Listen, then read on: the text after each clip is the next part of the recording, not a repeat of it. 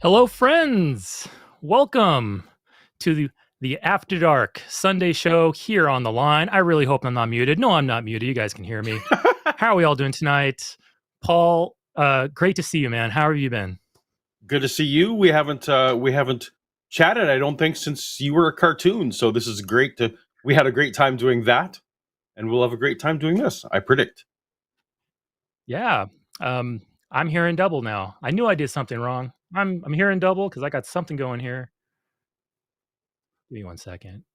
There we go. I killed the tab. Anyway, I'm so sorry about that. Yeah, last time we talked. Anyway, folks, by the way, my name is Eric of Skeptics and Scoundrels, and this is my illustrious guest, Paulogia. Paul, I know, I see the frown there. How are you doing, Paul? I already asked you that. We did a collaboration, a few weeks ago, or maybe a month or so ago, on your channel, where we were taking on one of Sean McDowell's videos. And yeah, so how have you been since then? Anything going on? Anything new? Any projects upcoming? Oh well, I saw the big. Sorry, I saw you had an illustrious, even more illustrious guest. I know. I mean, as present company accepted, the biggest guest I think I could get. I had Satan as a guest. So I mean, until I can get Jesus or God on my channel, I feel like that's my biggest get so far. I hear Jesus does make the rounds. I've seen Jesus on a couple of the fundraisers here on the line. I think for the RFR. Yes, Jesus once blessed my channel here on one of the RFR, religion fundraisers, which was great fun in itself. What's been happening on your channel? I must confess I haven't been watching every single one. This has been a busy month. Yeah, it's been fairly busy for me as well. I got a few personal side projects wrapped up, and I'm hopefully getting the swing of things on my channel again. But I do occasional live streams over there. Haven't done anything in the past few weeks. But my last live stream was based off of a call that we had here on the line. A guy tried to call in and have a gotcha question against me and Matt regarding basically incest. Do you guys? He was trying to lump incest and homosexuality together and both paint them as bad. Okay. So anyway, we responded to that on the line here, and then I did a whole another thing on my live stream about it because I was like, this is kind of a deeper subject, not just the incest part, not really interesting, but just how do you determine whether something's moral or immoral or amoral or right or wrong. So I kind of went into that, and sure enough, the gentleman called into my show, and we had a whole 2-hour conversation. That's the most recent thing that happened. That was about a month ago, and then before that, I had some live streams on the Alabama Supreme Court ruling about the status of fetuses as people with rights. So had that going. But yeah, for the most part, we hopefully have some new content incoming on that channel. But we're still kind of getting in the swing of things with getting into summer and getting all that stuff going. So it's going to come up. But anyway, yeah. So it's great to have you here. I'm looking forward to some calls. But before we get into one of us has to be. I was just going to mention one of us has to be good cop. One of us has to be bad cop. You can let us know in the chat who it should be, because I don't know who's going to be bad. We're normally both bad cops. No. Yeah, I don't know. I don't know. That's a really good question. It's all relative, right? Because I mean, we can get just the nicest saint in here that we can probably find and think of. And it would, by relatively speaking, by comparison, we probably look like jerks. So I think it really depends on who's in here. But anyway, so no, we hopefully are going to have some really nice calls tonight. I have a really long fuse. Paul, I think yours is also even longer than mine. Hopefully we get into some really good conversations here, really talk to folks about what they believe, why they believe it. Hopefully get some good answers to hopefully some well-formed questions, answer some questions ourselves as we go, see if anybody wants to call in and ask us, hey, what's the difference between agnosticism and atheism, or what is an atheist, or what do you think about this particular religious issue? We can go into that. So always willing to share information, and we're not the only ones answering or asking the questions. We can answer them as well. So if you're on the line and you want to ask us anything, feel free. But yeah, so anyway, today is June 23rd, 2024. We have a great show hopefully tonight, and but our upcoming shows here, we have a few coming up here in the next week. Our regular schedule. So tonight is our 5 p.m. Pacific Standard Time show, 7 p.m. Central. So you're with me and Paul. Tomorrow is Monday. We have Skeptalk with Aron Ra and Professor Dave. So really fun combo.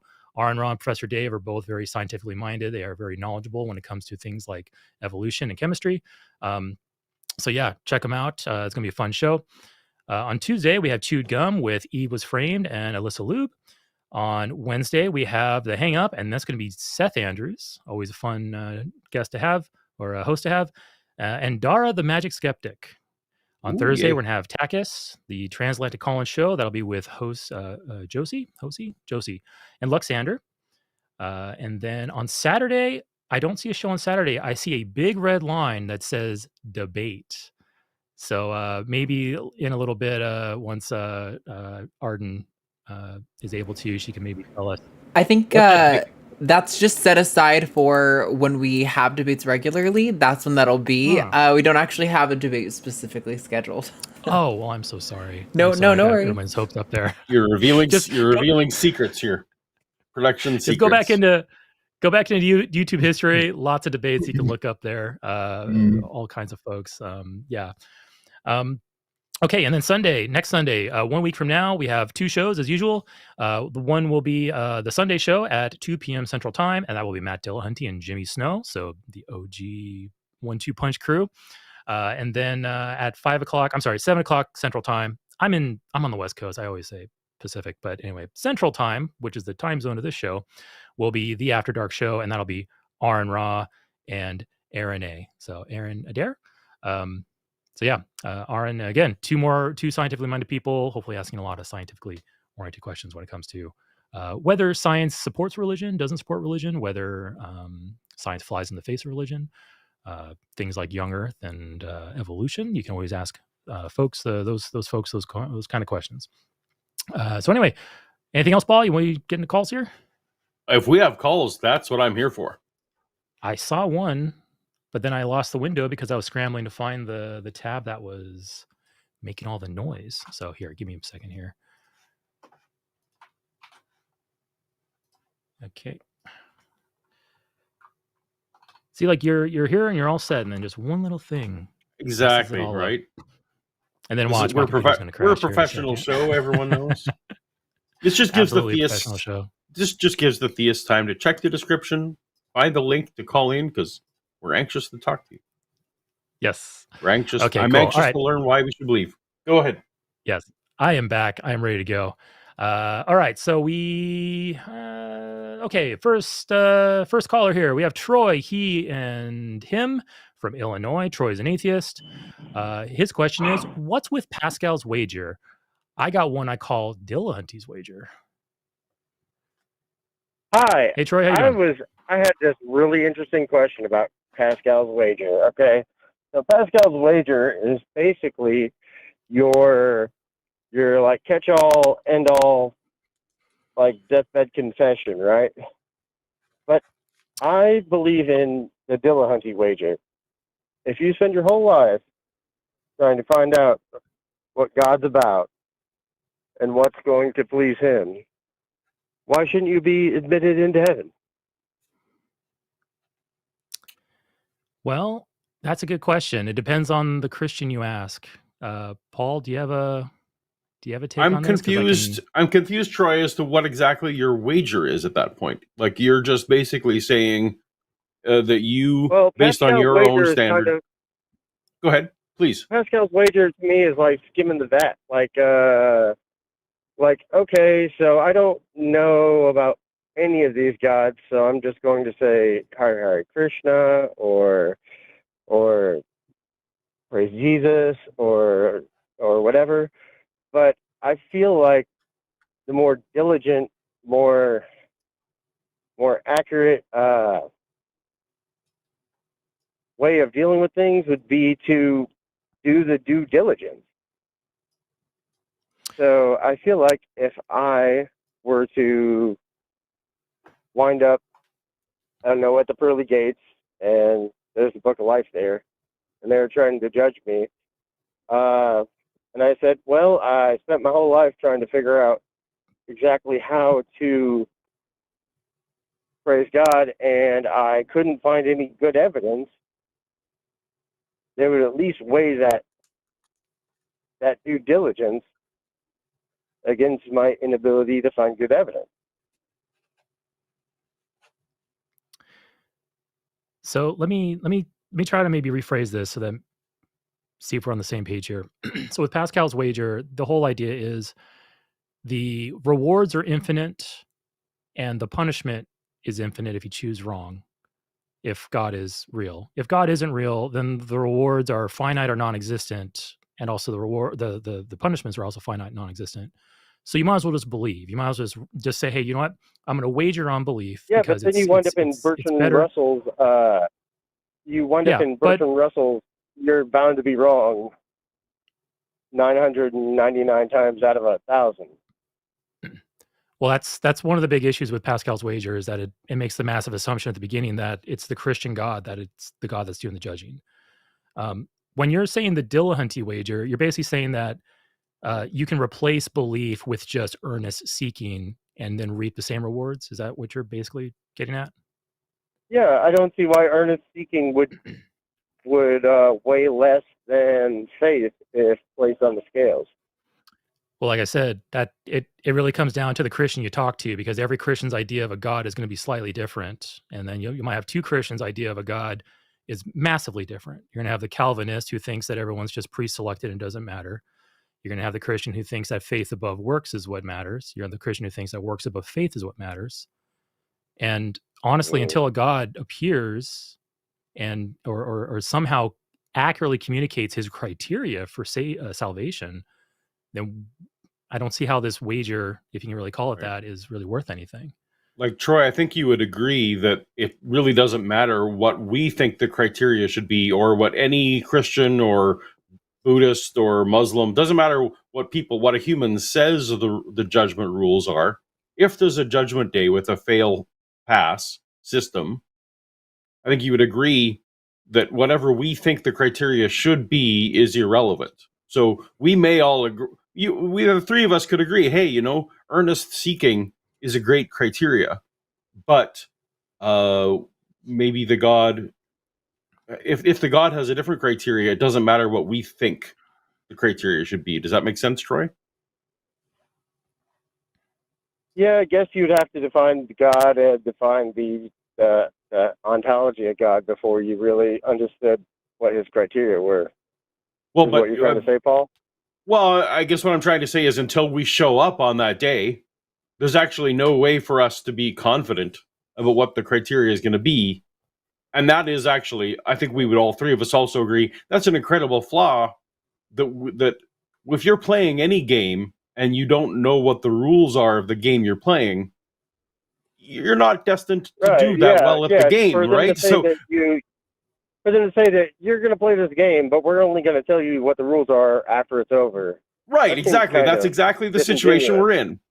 But I think you'd still have to agree that even if we all just, maybe at the end of the game you discover that whoever has the most bananas on their head is the winner, and we're like, well, no one even talked about bananas. Like, but that doesn't matter because it's the person who's arbitrary. It's the entity that's making the arbitrary rules. And so, I would be, if there is a God and there's Judgment Day, I would agree with you. I will be excited if credulity is punished, right? Like that actually, like that earnest seeking, as you said, if that is rewarded, we're all in good shape. And there's probably a lot of Christians who are in good shape too, because they earnestly sought, and so that'd be great. I agree with you. The trick is, and that was why I was asking about the wager part, is that again, because we don't know what the rules are, that's where that's why it's called a wager, in my view. We're just guessing. As you said, it's 1 out of 10,000. It's probably, or 1 out of 1,000. It's probably closer to 1 out of 1 billion. Because again, it might be who owned the most dogs gets into heaven. Like, we don't know. Most dogs, right? And if it is in some way true that we are made in this God's image, whether that God be Christian or not, if we're made in that God's image and our morals are somewhat loosely aligned, I can't possibly imagine punishing somebody for trying their hardest and working with incomplete information. And a person who has incomplete information They try their hardest, yet they still come to a false conclusion. I can't imagine punishing a person for doing their best and failing. In fact, well, yeah, and I'm a secular humanist, I'm a skeptic, and I love to be proven wrong about stuff. And it just seems like okay, if I'm doing my earnest best to try and learn the best knowledge about the best of this theist creation, and I still fail at it, then why should I be burned in a lake of fire forever? Yeah, and I even go a step further, and I say that if I had, sorry, Paul, if I had two choices if I have two choices of people in front of me, and let's say I'm God for a moment, I'm judging people. I have a person who believed in me against their logic, their evidence, and their rational thinking, and they essentially force themselves to believe, if such a thing is possible. Let's assume for a moment it is. If such a thing is possible, to force belief despite contradictory evidence, despite bad evidence, and this individual believes because they fear punishment from me, that's one person. And then I have another person who doesn't believe because that's what they honestly think. And they do that in spite of the threats of their fellow humans who happen to be religious, despite the threats of various holy books out there. An individual who says, despite all these threats, I'm going to stick with my intellectual integrity, and I'm not going to believe until there's good evidence. If I was God and I was looking at these two individuals, I would value the individual who was being honest with themselves despite the threats, rather than, as Paul says, the credulous one who's going to believe out of fear of reprisals for me, fear out of reprisals from their fellow man. I know who I would value more, and that's the only if I had those two choices. I wouldn't punish anybody internally because I think that's just immoral to begin with. But does that answer your question, Troy? I think due diligence is due. You know. Yeah, I think, and that's the thing too. It shouldn't be criticized. That's the thing though. Like, is due diligence really due? That actually raises a good question. Like, do we have to do due diligence when it comes to vampires or unicorns or leprechauns? Like, we're religious folks are positing things that are outside of the natural world, things that cannot be demonstrated. The only evidence of which we have is personal experience, ancient dusty holy books, and contradictory claims. Like, that's the same thing we have for vampires. And I can give a little bit of merit to each of those, like at varying degrees. But at the end of the day, what do you believe, and why should I believe it? Sure, but with the question of due diligence, like, is the question of God even really deserving of any due diligence? I don't know. I can't really answer that question. But if you look at these competing claims of the supernatural, whether it be God or those other things that I mentioned, and ask yourself, how similar is the evidence for these things? What commonalities do we have when it comes to having lack of evidence or bad evidence or contradictory claims? It doesn't really deserve due diligence. And like I said, I don't know. That's really up to the person to determine that. If there's a person out there who says, I really need to know whether there's vampires that exist, and I'm going to really look into this, and that's their kind of, personal truth or their personal drive, go for it. I might think it's a waste of time, but hey, at least they're following their intellect, and they're being honest about things because they really take the vampire question seriously. And if an individual, on the flip side, if somebody says, no, I don't care about vampires, I'm one of them, I don't care about vampires other than watching them in games or movies, I'm going to say fine to that too. And on the flip side, with the God question, if somebody says, hey, I'm going to do my due diligence, I feel I owe it to something, myself, the world, people, or a God if it actually exists, I say go for it. I'm one of them. I think I probably safely say Paul's one of them too. Like, if God exists and that God has a will for us, we want to know. We're going to be very skeptical about it. We're going to ask for good information and evidence about it. But if there's a person who says, hey, I don't care if a God exists or not, I really just doesn't light up my brain like it should, all the power to them. Live your life, and who cares about due diligence? I mean, it's kind of tough in a world where you grew up reading the Bible and then you grew up selling crypto on blockchain, and you're like, wow, you couldn't even keep a crypto wallet for your holy book, like. That's a good point. Why wasn't the Bible stored in the blockchain? Yeah. I mean, it seems simple enough for a triomni God, right? For those in the audience who aren't in the know, a blockchain is a relatively new computer science invention. Basically, keeps an immutable history of transactions, text, images. So yeah, if the Bible is written and put in the blockchain, who cares about translations and copies? We have it in the blockchain. It's immutable. So yeah, that would have been much better. Right. Even if it started in Greek, you could still trace it back to the source. Yeah, absolutely. Right. Oh God! I think Troy. Too many AI. I've seen too many AIG videos where they have like one little tiny scrap of paper and like this is the whole gospel. I want to add, Troy, one last note that I think the immorality is not what God would arbitrarily choose to be the criteria. If there was a being that created the universe, I feel like it would be within their purview to set arbitrary standards, and that's fine. I think the immoral part is to not make it clear. If you because you have 100 absurdly, that's right. That's like putting you on a putt-putt golf course and not giving you a putter. Like, how are you supposed to do this? How are you supposed to solve this problem of knowing and learning about this with such insufficient tools? Exactly. I agree. Thank you, Troy. Isn't that? Well, that's awesome. Thank you so much. I'm not going to take up any more time. I hope you guys get more theist callers. Thank you so much. You just totally made my day. Getting me on the line. Also, Jimmy, GFY, and Matt. Sorry I missed you earlier. I was at work, but you get homie. All right, Troy. Thank you so much. Bye. I'm glad we could make Troy's day like that. That was a nice compliment. That warmed my heart. I never watched Saw, but I think I'm kind of familiar with the Saw idea. Like you put a person in a room and you make them do like an impossible task, and if they fail, they die or somebody else dies. That's kind of with the golf analogy that Troy just used. It's kind of the same thing. Like you put a human. Imagine putting a human on a. They never saw golf in their life. They have no idea what golf is. You put them in a putt course, give them a stick and a ball, and you say win or die. Well, what are the rules? In what the do Saw I do? movies, Who am I though, against? I've not seen all of them by any stretch, but I've seen it's my understanding that there's at least a voiceover that actually does tell you, like, oh, you need to saw your leg off in order to get out. Like there is actually very clear. It's not a reasonable request, but at least the request is clear. Yeah. So in that way, Saw is better than God. There's your clip. Yeah. Shots fired, Christians. Call in and tell us why Saw is not better than God. That'd be a fun conversation. Okay. All right. Let's move on to our next caller. I'm going to go in order of wait time. So we got Wes, him from Georgia. Wes is a theist, and Wes would like to talk to Paul about the minimal witnesses idea. Oh, exciting. Hey, Wes, how you doing? I'm great. How are you doing? Good. Hey, Wes. Pretty good. I really appreciate your video. Did I lose you? Nope, we got you. Good. Okay.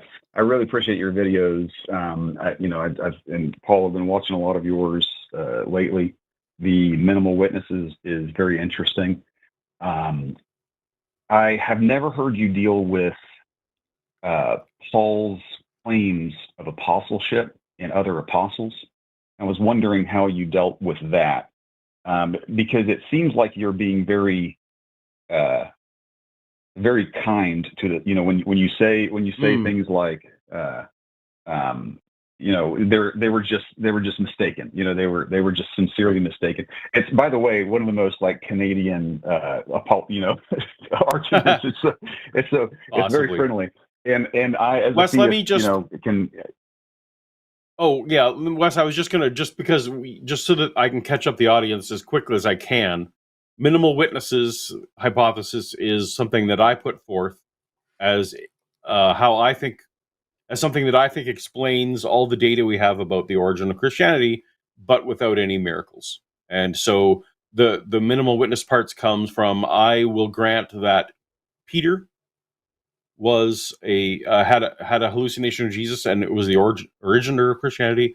And later on, Paul also had a vision of some sort and helped the cause. And that really those are the only two witnesses that we have solid evidence for. But I think the two of them is sufficient to have kicked this whole thing off like dominoes. So that's like a super condensed version. It takes me normally like half an hour to explain it all. But Wes, that's kind of how you understand it as well, right? Yes, definitely. And okay. It almost comes off like. Go ahead. Go ahead. Please go. I just don't understand your question about apostles. So yeah. So I'll give you the. I can give you the question here. Do you think that there was a kind of like a early conspiracy amongst Paul and the churches? Because do you think that Paul sincerely, what do you think that he was kind of lying about what was happening around the early churches in his epistles?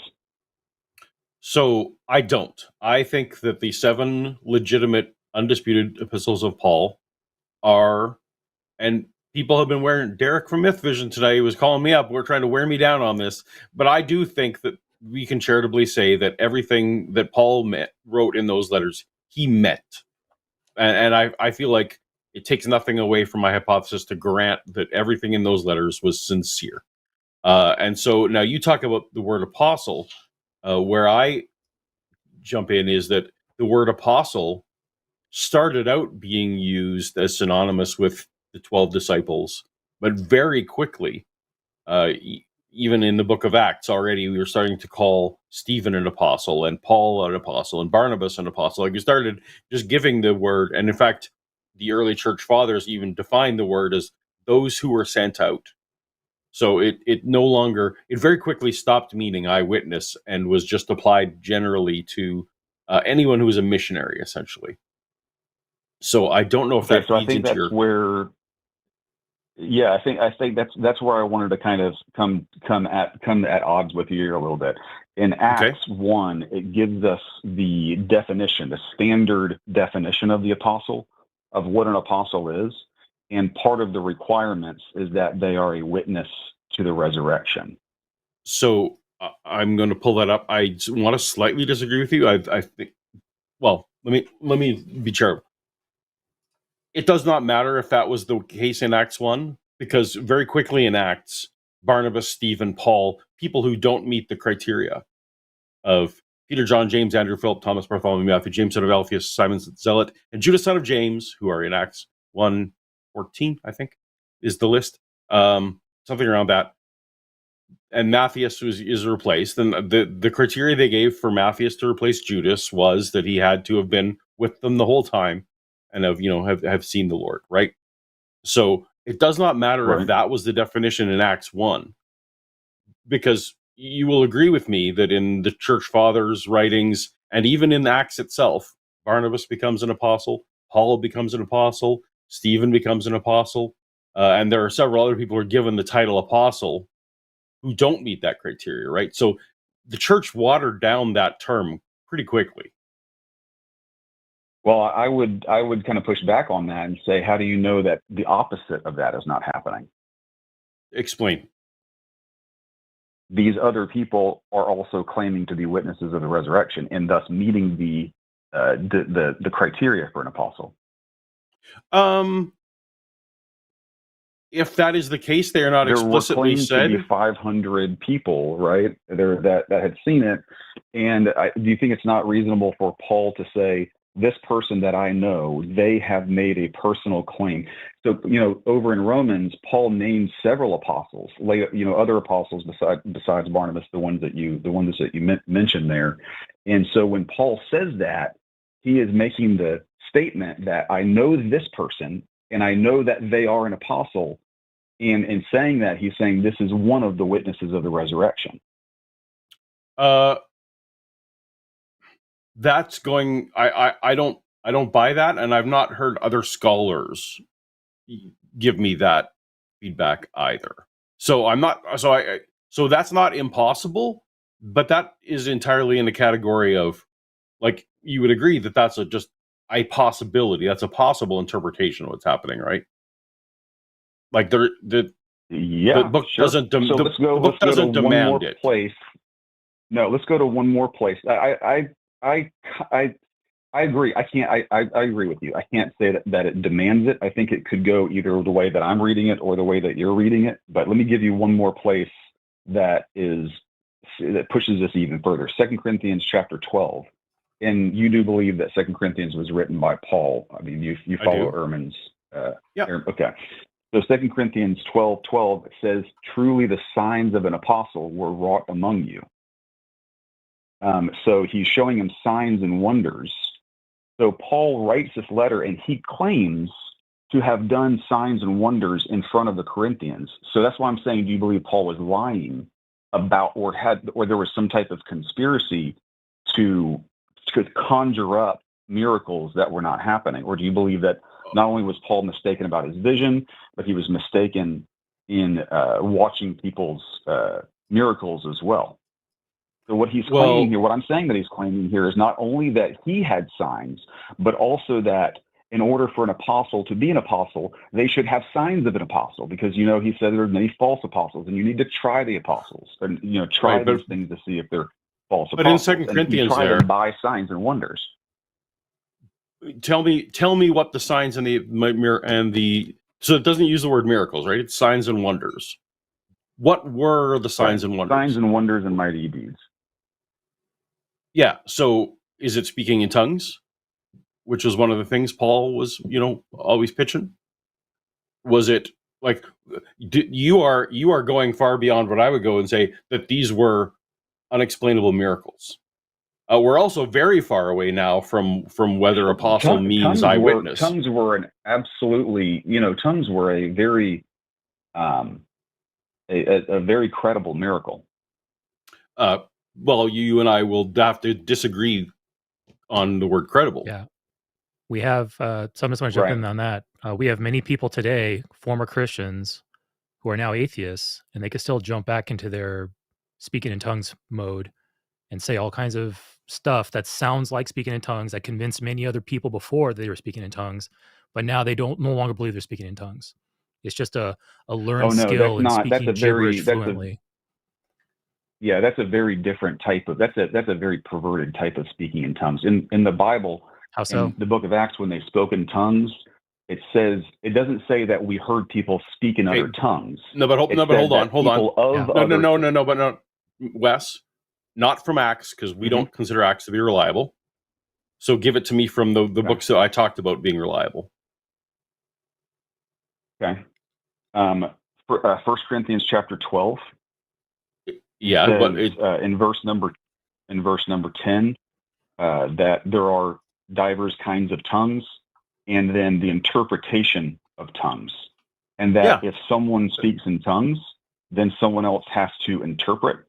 Right. And so what they're doing is they're hearing. I have witnessed that 100 times. But no. Someone interpreting does not mean that it's a coherent language that others people can speak. I because understand. Interpretation, you would agree that interpretation is a spiritual gift as well, right?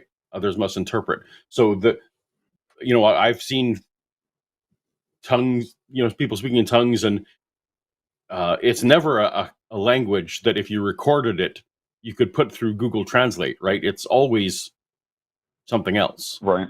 So you're saying you would confine tongues only to be this kind of trickable thing. You don't want to talk about in the book of Acts. I mean, while you're kind of throwing that away. In Acts, it was not. It did not start as these people are speaking in a tongue that no one knows, and then someone else is interpreting it because no one knows it.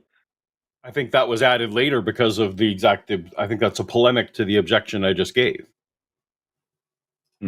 Wow. Okay, that makes sense. So I'll concede on that. We still have we've strayed from mighty deeds as well there. Right, but you would admit that is strayed very far from whether an apostle by definition has to have been someone who witnessed resurrected Jesus, right? Because now all that you're saying is that people did miracles, and Jesus promised that if people later would have faith, they would be able to tell the mountains to jump into the sea, and it would, right? Like that. Jesus was definitely predicting, as portrayed in the Gospels, Jesus was predicted as saying that future generations would be able to do miracles in his name. So miracle working is not any kind of guarantor about whether they saw resurrected Jesus, right? Right. I guess what I'm trying to get at is that not everybody was called an apostle just because they wanted to be called an apostle. There were early requirements. No, it was because they were sent out. And like if you read Clement and if you read Polycarp, like they started using apostle to mean what we call missionaries. Right. But they were testing whether or not they were a true apostle by these. Right, but they were trying them. They were testing. The test was not right, but that does. Were you sent by someone? The test was. I mean, you see the tests written in the text. Right, here. but the test was not. Did they see resurrected Jesus? These are you're telling on yourself here. You're admitting that the test changed. I don't see any. First of all, I disagree on the authorship of Luke, of course, but I'm giving you that point because that's a disagreement between us, and I'm trying not to like get hung up on a disagreement. I mean, no, that's fair. But even if I'm granting, even in the Book of Acts, though, the use of apostle changes, and to be consistent with what the early church father did, and that is that it's a term of an approved missionary. Okay. That makes sense. No, I appreciate that. I think that there's something. I think that there's something more there. I see something more than just Paul saying these people were approved. There's nothing more than that these people are approved by such and such. He's giving tests. He's saying that he had passed certain tests. I think that there's something more than just were they sent or not. I can see even where that wouldn't convince you, though. Right, but even that you're saying the test isn't did they claim to have seen risen Jesus. You're telling me that there was other tests. There were tests that you could not pass unless you were a true apostle. So there was something miraculous or something supernatural about the tests that were going on there beyond just some type of outside of Matthias, no one's test. Yeah. Outside of Matthias, no one's test is that they saw a risen Jesus. That's what I'm saying. Like you're trying to conflate those two things. I feel like you're trying to conflate those two things. Well, I definitely think that Acts is early enough to be able to say that that's a real test there. No, but I'm even giving you that. I'm even saying even in Acts, only Matthias is explicitly said that the test was that they saw risen Jesus. After that, the tests are other things. And right. I'm also Matthias is chosen. So let me. Peter, I'm just trying to. Does Acts 1 even use the word apostle? I guess I can do a search here. It's down after. Oh yeah. So 12. Yeah. The apostles returned to Jerusalem. So. What I'm saying is further down. Look at verse number 25. That he may take part in this ministry and apostleship. So I'm granting this is what they need in order. This is what they need to have been in order to be an apostle. Right. But no one after that needs that test. That's all I'm saying. Is even in Acts, no one after that needs that test. Where do you get that from? That's kind of an argument from silence. Well, because you're specifically saying they're giving other tests. They're giving tests well, first of all, Paul was not present with the Lord, right? That doesn't mean that they stopped giving. So hold on, they called Paul. So when they replaced Matthias, I'm just checking here to make sure I'm correct. The criteria was what? That they had to have they had to have lived with the Lord, right? Yep. Did Paul live with Jesus? No. So they changed the criteria at some point. I think that's a real solid point. My argument for that is really flaky, and I would not want to. Okay. It's pretty weak. Sorry if I'm going to heat it on this. My argument is that he's. And no, Yeah. just that there's a he marks himself out as a different type of apostle, and that's pretty weak. So I love being pedantic on this because it really actually hones whether I'm onto something or not. And so I was very open to you so I'm sorry if I get excited. I just love geeking out on this stuff, and I realize we are now in a very esoteric conversation that may not engage the audience very well. But I appreciate that you are willing that we gave each other some ground, I think, and that you at least see where I'm coming from, that what you're putting forth isn't convincing to me that apostle is synonymous with risen Jesus. Okay. All right. Thanks for the conversation. Cool. Had a really good time. Thanks, Wes. Cool. Thank you, Wes. I'm sorry, everyone, if that got weird and detailed. And I love how you said, I'm sorry if I got a little heated there. I did no heat whatsoever. Like, that was a calm, cool conversation. I enjoyed it because it's very reminiscent of your other videos where you dive into the nitty gritty of, like we touched a bunch of stuff there. We talked about the Pauline epistles. Like, there's ones that are generally accepted by scholars, and there's ones that are rejected as forgeries. With Acts of the Apostles, like, who wrote it? Are these reliable tales? When it comes to the Gospels, which we didn't really touch much on that, but the synoptic problem, like, how can we determine whether these are independent sources or they're dependent sources? What lines of evidence we have? Like, that's kind of stuff like I love watching on your channel. So I was super duper engaged. That's why I was staying out of the way for the most part. But Shannon just said Paul got heated in Canadian. I don't know. If that was heated in Canadian, I just don't know anymore. So, but no, that was great. Well, any closing thoughts on that? No, you wrapped it up well. I guess the reason, in case the audience missed it, the reason why that's important is because, of course, if you're willing to say, if you're willing to grant this vague version of the word apostle to lots of different people, like the 500 people that Wes wanted to add it to, then all of a sudden some of these martyrdoms can come into play. Yeah. Because we really only, so it's one of these like chess piece type things. Well, he's trying to set up a later move to be able to say that people died for this, because the evidence we have for the people who are named in the gospel dying is really weak. So, but I loved that conversation, Wes. Thank you so much. And if you care about minimal witnesses, I wrote an article on Bart Ehrman's blog that you can go read. Very cool. Yeah, that's an interesting thing, is that Christian apologists tend to overextend when it comes to the number of martyrs, individuals who actually died for their faith back in the day. And yeah, if you increase the pool of apostles, you can increase the pool of martyrs. So you can kind of see the benefits of being able to establish that type of line of reasoning. But as you just pointed out, apostle is very ill-defined in the Bible. We have conflicting information. Paul doesn't fit the previous definition of an apostle, because Paul didn't actually witness Jesus outside of a vision. And it's then, once you get into vision territory, like, okay, let's say hypothetically Jesus actually did exist. He actually did have apostles. He actually did die and resurrect, and Paul hallucinated it. Like, Paul wasn't actually part of Jesus' plan, but he suffered hallucination, or he suffered some type of psychotic break from just the pressure of persecuting Christians, and he imagined his whole thing, and he managed to insert himself into Christian society off of that delusion. Like, that's a possibility. Sure, it might be a 1% possibility or 2% or whatever, but it's there. Like, it's something that can't be discounted.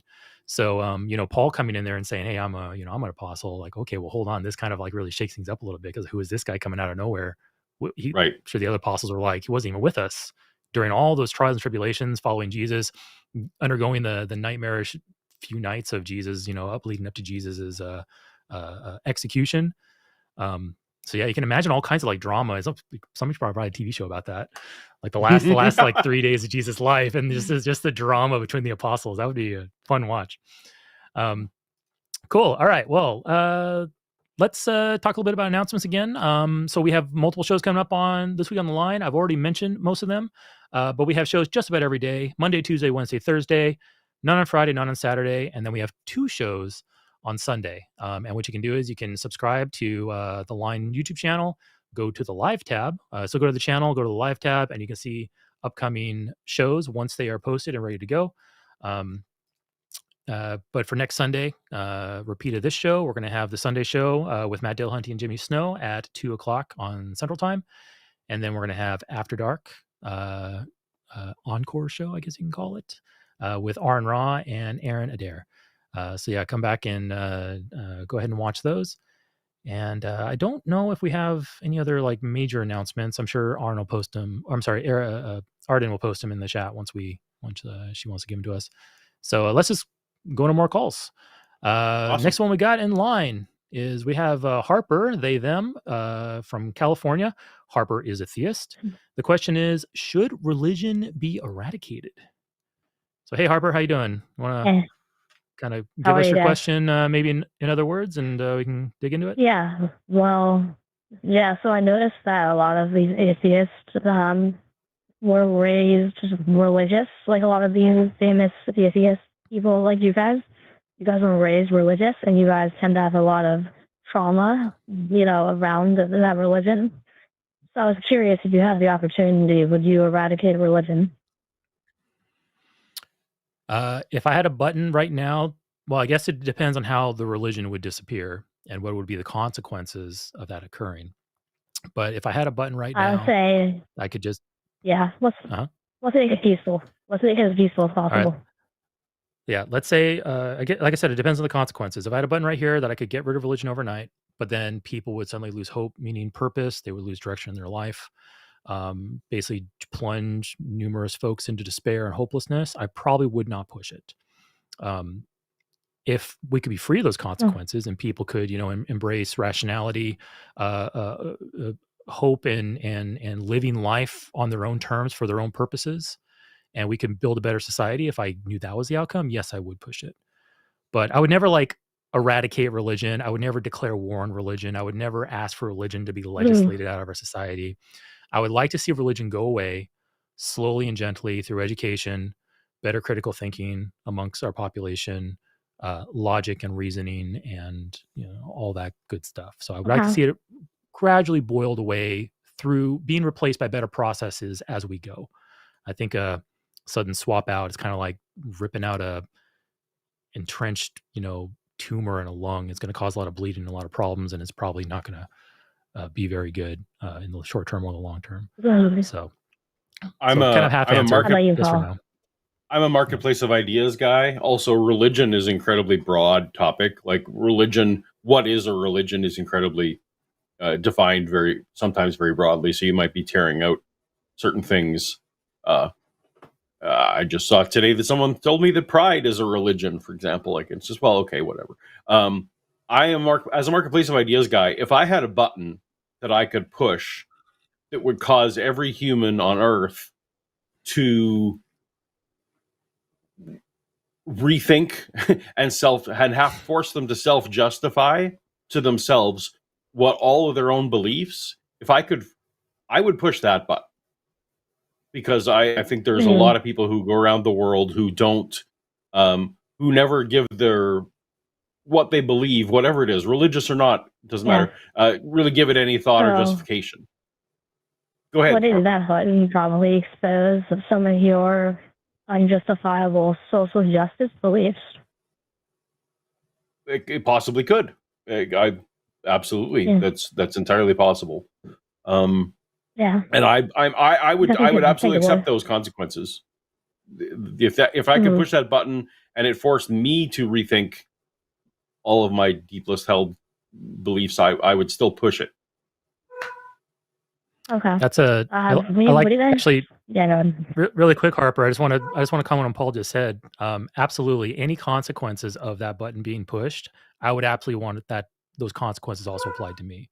Like if that button involves better critical thinking, justification of ideas, and reaching truth, because that's where our evidence and logical systems take us. Yes, sign me up. I want on that train. I would never expect somebody to I would never say I want to hit a button and everyone becomes atheist, or I want to hit a button and everyone becomes anti-theist. Never anything like that. I ultimately want us to, as a species, as a society, to come together under well thought out, unified, agreed upon ideals, common goals, and honesty and rationality and logic, and build a better world off of those. So yeah, whatever consequences that button would entail, I would want to be under those consequences. And I definitely, some people will still land. Some people could evaluate and still land where they are. Like that's part of it. That's part of what would happen too, right? Like that, and I accept that consequence as well. Yeah. There's a technicality too, in that atheism's not a religion. Atheism is the explicit lack of a religion. Oh, actually, I take that back. That's incorrect. There are atheistic religions.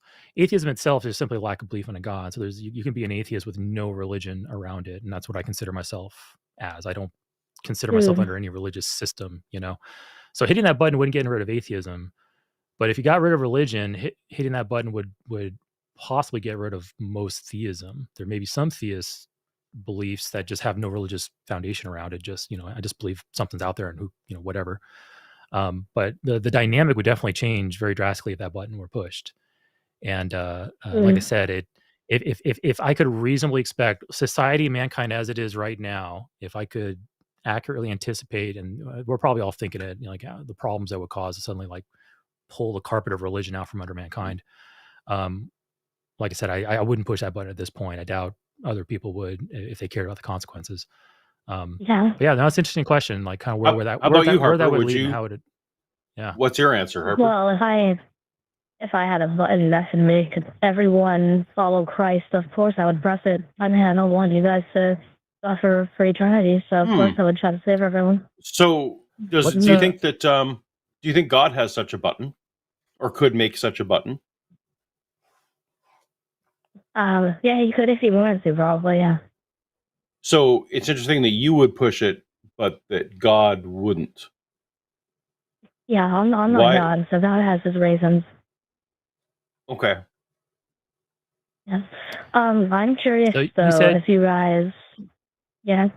So Harper, you said that you would push a button and essentially force everybody to believe in Christ. What's your confidence level? I wouldn't force you to. I would change the button would change your hearts. It would soften your heart. But it would soften. But it would eventually it would thrust a change upon me that I'm not expecting or asking for. It would force me to accept Jesus, right? No, it would soften your heart. I mean, what if I don't want it? Yeah, well, we're saved. Well, you would want it because we're saved by grace through faith. The faith implies that you would want it. The button would soften your heart, and then you love God. Let's play out the scenario here, okay? So I'm going to stand here and I'm going to sit here right now and say I do not want to be changed. Don't hit that button because you're going to change me and I don't want it. Yeah. Would you still hit that button? Well, that's me. I wouldn't because you have a hard heart and you don't know what's best for you. I'm hard-hearted and I don't know what's best for me. So you would force that change upon me. Yeah, I would soften your heart and you would come to the conclusion yourself. But I'm explicitly telling you not to do that to me. But you would still do it. Therefore, you're forcing a change upon me. Okay, if you want to put it that way, yes, but you would thank me afterwards because you would have eternal life. I would have eternal life. Okay, so why wouldn't God do this? Because of the fall. I'm sorry, can you explain? Can you elaborate? Isn't the fall why we need... The fall is why we need the button, right? Yeah, I'm sorry. I'm a little bit new in my faith, so you might be able to catch me in the theological errors here. But yeah, with my understanding that because of the fall, we have free will, and that gives us the opportunity whether or not to follow Christ. Does that mean God doesn't have the button then? No, he does have the button, but that would make it useless. So you would push that button, but God doesn't.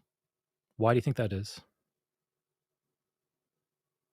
Because if you push that button, if you push that button, you would save literally every person on the planet right now. God's not pushing that button, so some people are going to be damned to eternity to hell, right? So by your strategy, you'll save more people than God will by pushing that button. Well, why is everyone entitled to be saved? Doesn't God desire all to be saved and none to perish? He desires it, but that doesn't mean that they're entitled to it if they refuse his hand. So this opens up a whole nother line of questioning, because God desires something, but he's not going to get it. So we can put that aside. Ooh. But anyway, just what I'm asking here is, okay, so you're saying that you would be willing to push a button, override my free will to soften my heart because you're so confident in the Jesus claim. And I was going to ask at the very beginning of the call, what is your confidence level that Jesus exists as a supernatural spirit being right now? Like, do you have like a confidence level in that? Yeah, I think it would have to be 100, because I think it was Paul that said if we're not 100% sure, then this is a fool's errand. So yeah, we have to be 100% sure. Well, that's an appeal of consequence, though. Hold on. So that's a bit of an appeal of consequence. You just basically said it has to be 100%, or else it's a fool's errand. What if it is a fool's errand? What if there's 1% possibility in there that you're wrong about Jesus being God and Jesus being resurrected and Jesus offering to save everybody? What if that 1% possibility that you're wrong about that is reality, and then you hit that button and you switch everybody to a false religion? Well, the world would still be a better place if everyone was a Christian, even if the faith itself was false. I can say that Arab will be a better place with everybody being an atheist and not. I mean, like, we can see the problems with this whole scenario here, right? And Harper, you actually opened the call with but Harper, you actually opened the call by acknowledging that a lot of people have trauma from their time in the church, right? Yeah, trauma from some people in the church. That's not from Christ. No. But you didn't say. You said if everyone was a Christian, and you have to acknowledge that people who say they're Christians are the people who are causing the trauma. So becoming a Christian, said they were Christians. No, and this is exactly. So so you don't make the world better. In fact, I don't even think it was Jesus's mission to make the world better. It didn't seem like that was his mission was to reset, get everyone to reset with a new one. So I'm not sure an appeal to making the world better. I think you were better off by saying the appeal to the eternal life and the appeal to other things. Yeah. What is your understanding? So you said that I'm not zero. Yeah, go ahead. You said that we, with our hearts are hardened. So is it your understanding that, I know you don't know Eric or I really, and we don't know you, but it seems like your understanding is that we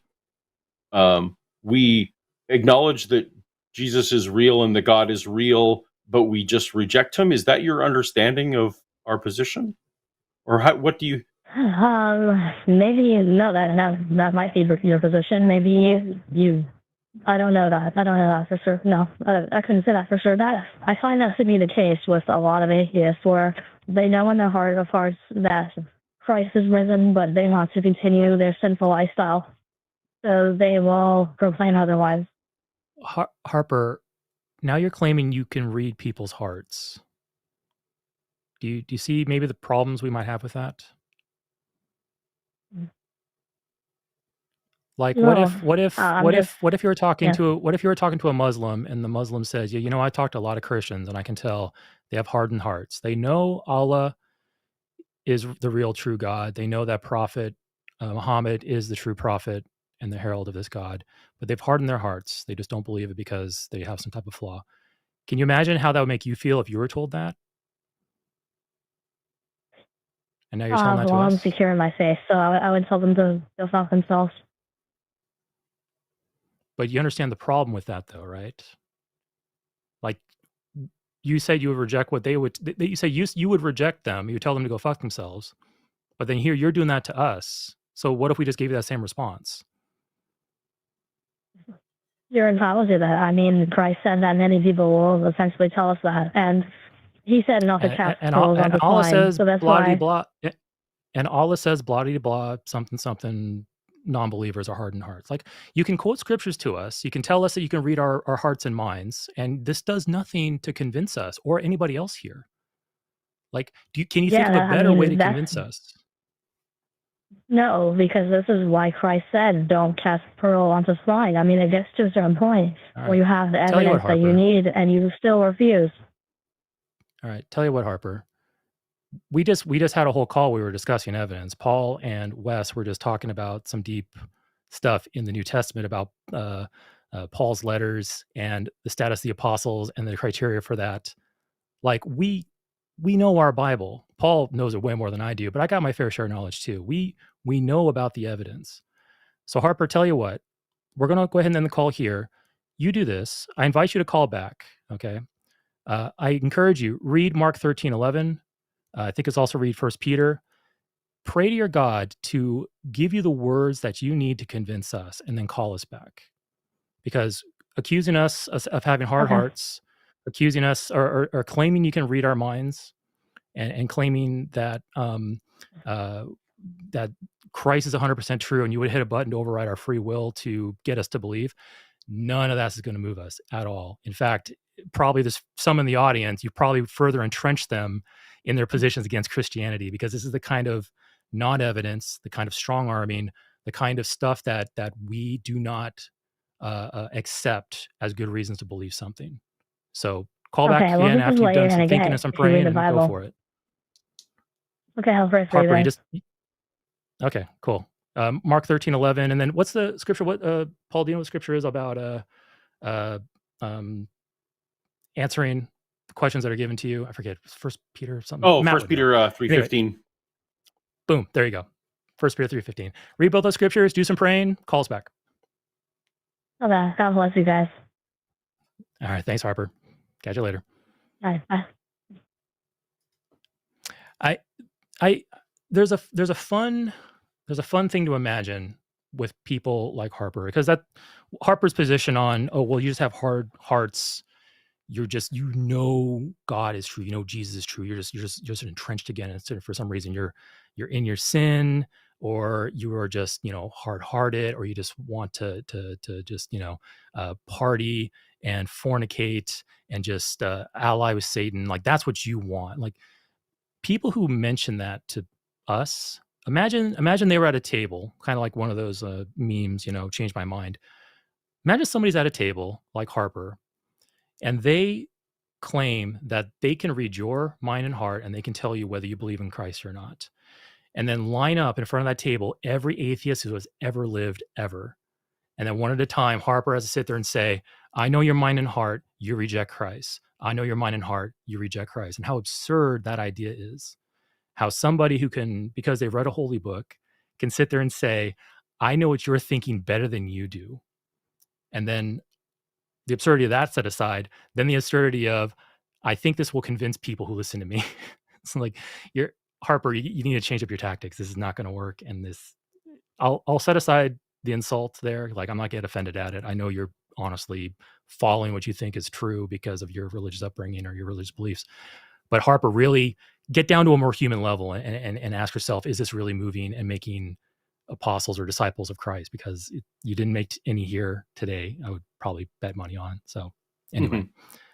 Any last words, Paul, on that? You want to move on? I just said Romans 1:20 is what makes me confident that the Christian God is not true. I can't be sure that there are no versions of any God, but the idea that that God knows that I can't know my own thoughts and hearts to know whether God is real or not. Like, the only thing I can be certain of is the content of my thoughts. There's nothing else I can know for sure. And so when the book comes and tells me that the contents of my thought are different than what I know, then I can't transfer that to anyone else. But for myself, I can know that that's false. So anyway, thank you, Harper. All righty. Okay, let's go ahead and move on. We have next in line, we have Chenedy, they, them, from Alaska. Chenedy's a theist, deconstructing and scared of hell. Let me hit the button. Come on. Sorry. Hold on, Chenedy. Lag. Hey, Chenedy, how you doing? Sorry, my name is Trinity, like the Holy Trinity. Sorry. Trinity. Okay. I think I was. Yeah. Trinity. Okay. So sorry about that. Sorry. We'll go ahead and get that corrected. Hey, look how fast Arden is. Bam, right on top of things. Good job, Arden. Trinity, they, them from Alaska. Thank you so much for calling. And yeah, what's on your mind? You're deconstructing, you're scared of hell. You want to elaborate on that and maybe have a conversation about it? Yeah. So I think in May really is when this happened. I started like questioning my faith, I guess, and I feel like the more I looked into it, the more like the less and less sense believing in God kind of makes. But like I don't want to really consider myself an atheist or like stop believing in God, because I just have this fear of, what if I'm wrong, or what if this is like I'm confused or just struggling with my faith or something. And because if I'm wrong about this, I could spend eternity in hell just for some dumb mistake, and I really don't want to do that, yeah, that's kind of it. Okay. So you are not alone in this. Lots and lots and lots of people grapple with this. I was fortunate in that I didn't have to, because my former religion didn't have a concept of hellfire, but I know Paul's did, and many other Christians did. So your story sounds exactly like mine, Trinity.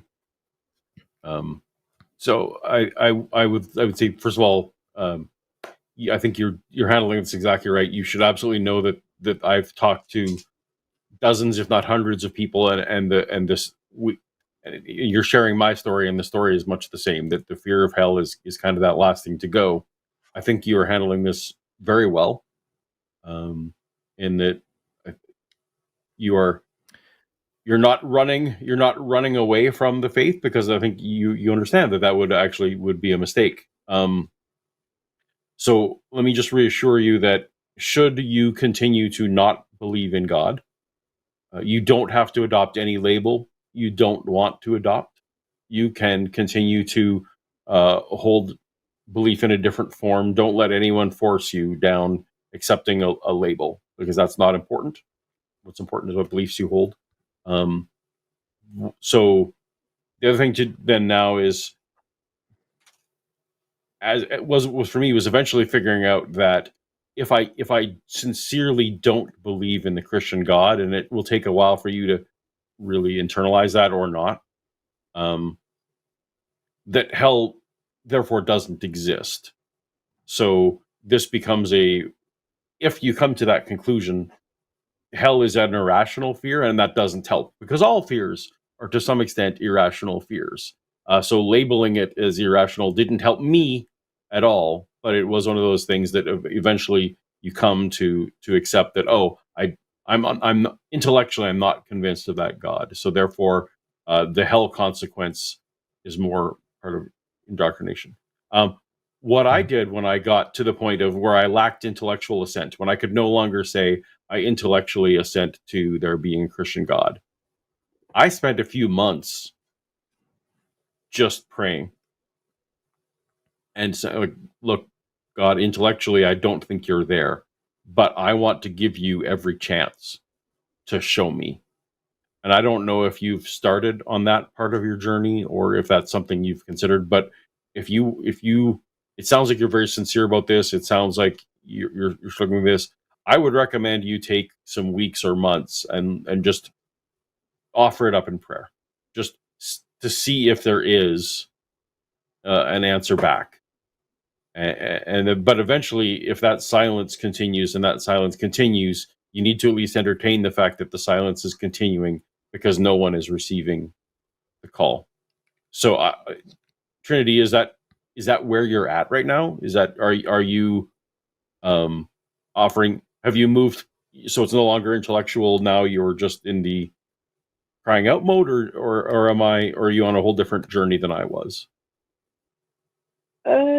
Yeah, that's kind of where I'm at, where I've just been really praying about it, but I feel like nothing's really, I don't know, God's just been silent. And Well, maybe not. The sermon today was kind of about hell, so maybe that's kind of why I'm freaked out over again. So Trinity, by the doctrine that you were raised in, or that you accepted prior, or accepted up until recently, could hell exist without God existing?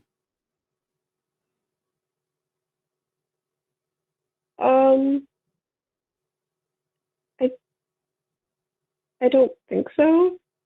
I don't think so. Does your church define hell as separation from God? Yes. So it would be pretty tough to be separated from something that doesn't exist, right? Yeah. I'm sorry about my pup. I'll let Eric take over. Sure. So, hey, Trinity, let me ask you a couple questions. First of all, I want to kind of cap off what Paul just mentioned there, because Paul said some things that I absolutely agree with. And the two big ones, I'll condense them down to two big things. First off, don't worry about labels. Don't worry about agnostic or theist or atheist or whatever. You're just Trinity. All right. So don't worry about what you're calling yourself right now. And my second thing is take your time with the decision-making process as you mull it over. There's no rush on this. So those are the two things that I want to really, really stress to you. Don't worry about labels and don't worry about time. Just do what you need to do for yourself. But the thing I want to ask you is, let's say you had you had a switch on the back of your head, and the switch is up for experiencing emotions, and you can flip that switch down and completely turn off all your emotions, turn off your fear, turn off your joy and your sadness, and just become a purely intellectual person devoid of any type of emotional baggage. Let's say you reach back, then you flip that off. Where would your intellect, where would your logic take you? Do you believe a God exists? Do you not believe a God exists? Do you believe a hell exists? Do you not believe a hell exists? Do you think your religion is true? Do you think it's not true? Take it wherever you want to go. Where would your logical mind take you if you could just temporarily turn off those emotions?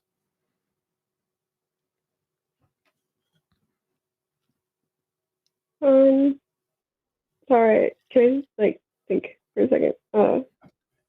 Take your time. That might be a new question that somebody's never asked you. If you're not ready to answer it, that's totally fine. Might be something to take away and think of. But really, really think about, hey, if I could turn off my emotions just for 5, 10, 20 minutes and just think things through, where would my brain take me? I feel like I'd probably lean more towards the atheist side. I just feel like there's so many contradictions in the Bible, and it's gonna sound really stupid, but I being younger creationist and all that until a few months ago, and me too. I love science, and I always had. Me too. I've been looking into it and evolution and all that and learning, and I feel like the more I learn, the less sense the Bible makes logically. Yeah. To me, at least. And yeah, I feel like it's just kind of the emotional part that's holding me back. So I'd probably end up more as an atheist if I flip that switch, Yeah. Probably. Do you think I don't know if you heard the beginning of the show, we talked to an individual about Pascal's Wager, and this is basically the core of the issue here, is that most religions, Christianity, Islam, and those are the big two. I think Judaism has a afterlife concept, laying down their forefathers, but anyway, Christianity, Islam, they have an afterlife built into it, because the concept of an afterlife, it does a lot to manipulate people emotionally and keep people locked in. They when people start experiencing doubts, their intellect and their rationality is trying to break through. They have that threat looming over them, and like I said, that's where Pascal's Wager comes from. It's basically just you might as well wager with infinite reward and infinite punishment. You might as well wager on belief because it's the safest choice. And personally, and I'm not telling you to think this, but personally, I think a God who expects that type of intellectual process out of a follower is a God who's not concerned with honesty, not concerned with integrity, not concerned with nurturing and harvesting actual people who are well-rounded and willing to make choices for honesty's sake. But that's just my personal position. And like I said, I didn't grow up in a religion with a hell concept, but the worst thing that could happen to me was everlasting annihilation, destruction. Once I'm dead, I'm dead. And one thing that helped me get over that. Oh, go ahead. Oh, sorry. No, that's like another thing is if God doesn't exist and there's no heaven or there's no hell, then like what happens after we die? I've heard like, you just kind of just stop existing. I feel like that's really hard to wrap my head around, I guess. And almost, I don't know, that sounds terrifying as well. Yeah. Or like bad. Yeah. That's a very real and human thing. And we all, almost all of us universally, we all look at that same thing and go, wow, that's kind of scary. But if you really look at it, we were already in that state once before. All of us at one point never existed. We were there already. And sure, maybe we want more centuries to live. Maybe we want to experience more things. I want to live at least a few hundred years. I'm not going to get everything I want out of life. That's a very human desire to have, and that's a very human fear to have. And it's that thought. You just want to think about, like, was it painful or was it scary before you were born? Yeah. That's how I had to reconcile it with myself. Is like, what was it like to be Paul before I was born? Was it that's eventually what it will be like. Ceasing to be isn't painful, isn't scary.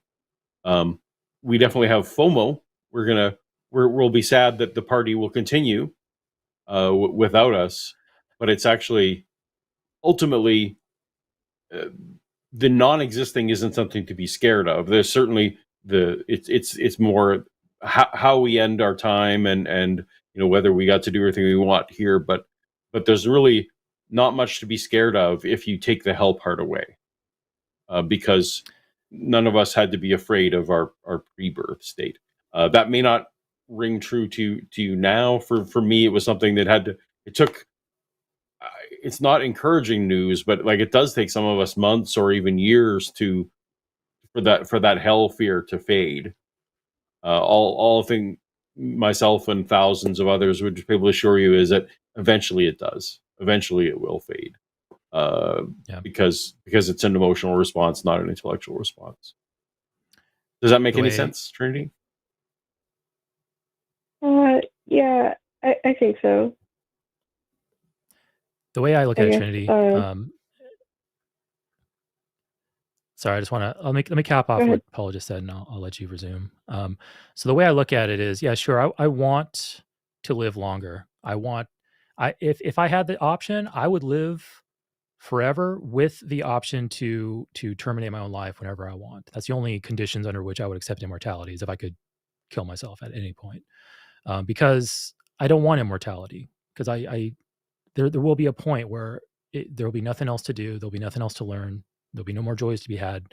And it'll just, at that point in my mind, if I were to think about, what would I be like billions and billions of years in the future? All I can imagine is agony, living that long.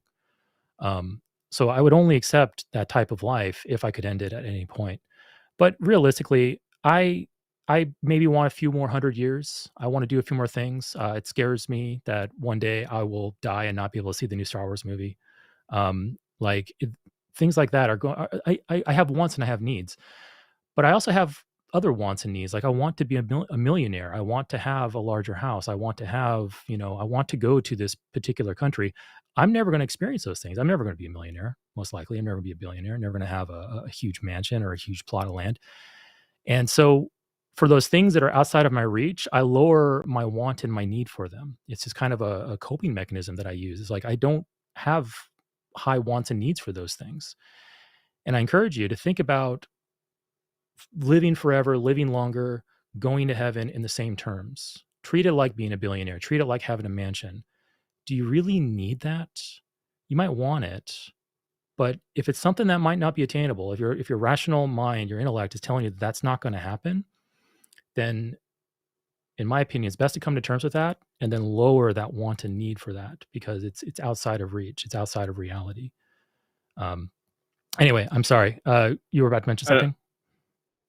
And if I could just tag one thing on top of that, is that the way we value things in this planet, in this world, in capitalism, is the more rare something is, the more valuable it is. When something is ubiquitous, when we can get it anytime we want, we don't actually value it. It's when something is scarce, that's when we actually treasure each day. So if it's a common Christian and religious trope, is that like, well, we treat this life as if it's dirty rags because we're looking forward to the next one. But if you can free yourself of that view, you can actually value each day here and understand that this is the one and only life that we're guaranteed to have. Hey, if there's a bonus life later, cool. But this is the one and only life we know we have. So we need to maximize what's happening here and now and not worry about future stuff. So I will leave my thoughts there. Yeah.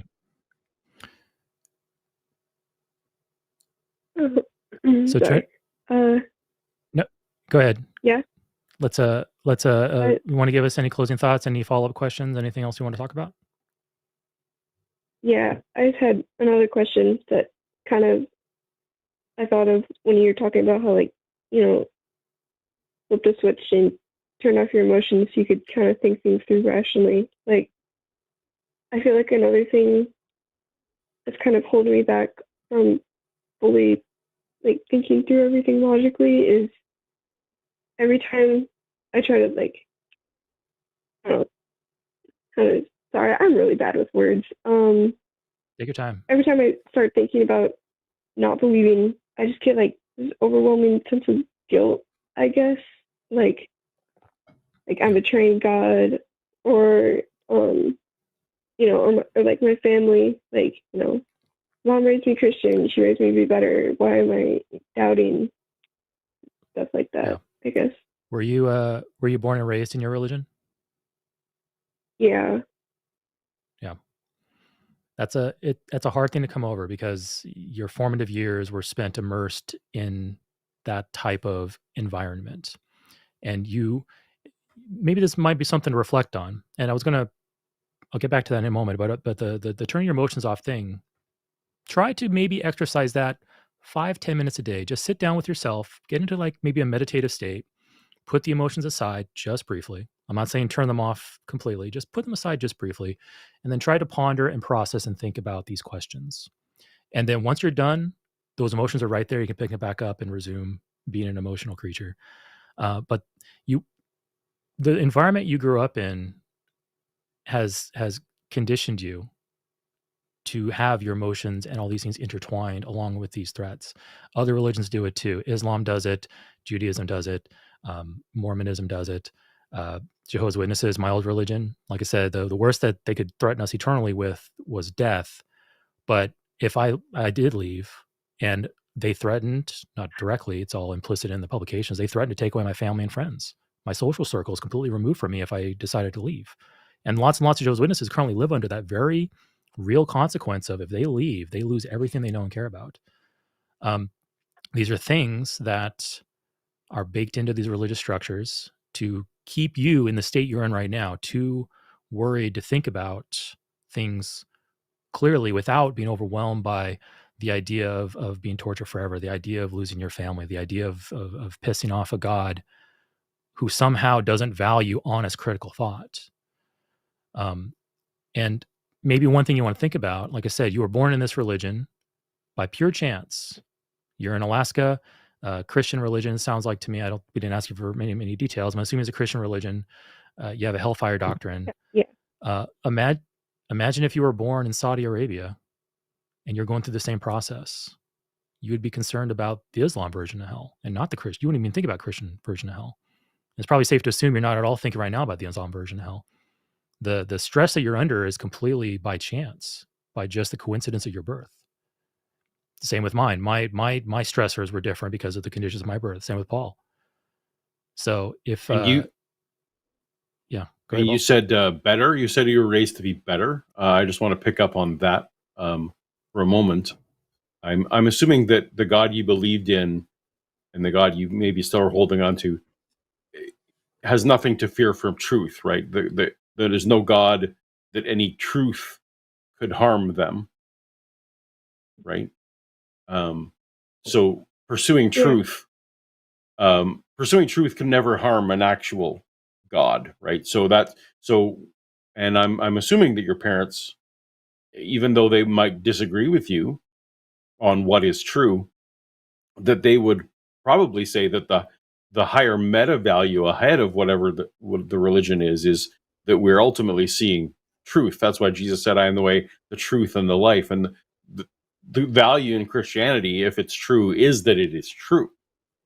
I think you mentioned that earlier in the call. So when you're thinking of the word better, I want you to make sure that you're not putting God as the pinnacle of that, and that you are putting what's true as the pinnacle of that. And I hope your parents and your family would agree that as long as you are seeking truth, if they're confident that their view is true, that you seeking truth could never be against that virtue. And so I would just encourage you, I don't want you to think that believing God is better than not believing God. Seeking truth, hopefully everyone can agree that is the ultimate goal, and that as long as you're truth-seeking, you will be at least in some way aligned with what your family raised you to do. So Trinity. Okay. Sorry, go ahead. Let me cut you off. It's fine. My family's just very, very religious. So if they heard that I believe in evolution at all, they'd blow up. So it's fine. I was going to ask that, putting aside the afterlife issue, what are the immediate consequences of you leaving? Because that's a whole nother, conversation to be had there. It sounds like, you would have some very real repercussions if you were to, either leave the religion, declare yourself something other than what your family expects you to be. And that's a whole other conversation to have. But like I said, it's a hard situation to be in. I absolutely feel for you. My heart goes out to you, because this is a very real struggle. These are struggles that you don't deserve. You don't deserve to have been born into a situation where now you're in a position of, I have to think about eternal torment. I have to potentially sacrifice relationships because I want to be intellectually honest. Like, you don't deserve that. This shouldn't have happened to you. Unfortunately, reality is the way it is, and it did happen to you. So you just got advice from two dudes who are more sci-fi nerds than religious intellectuals. What I really recommend you do is go to the Recovering from Religion website. It's recoveringfromreligion.org. It's a nonprofit charity society helpline.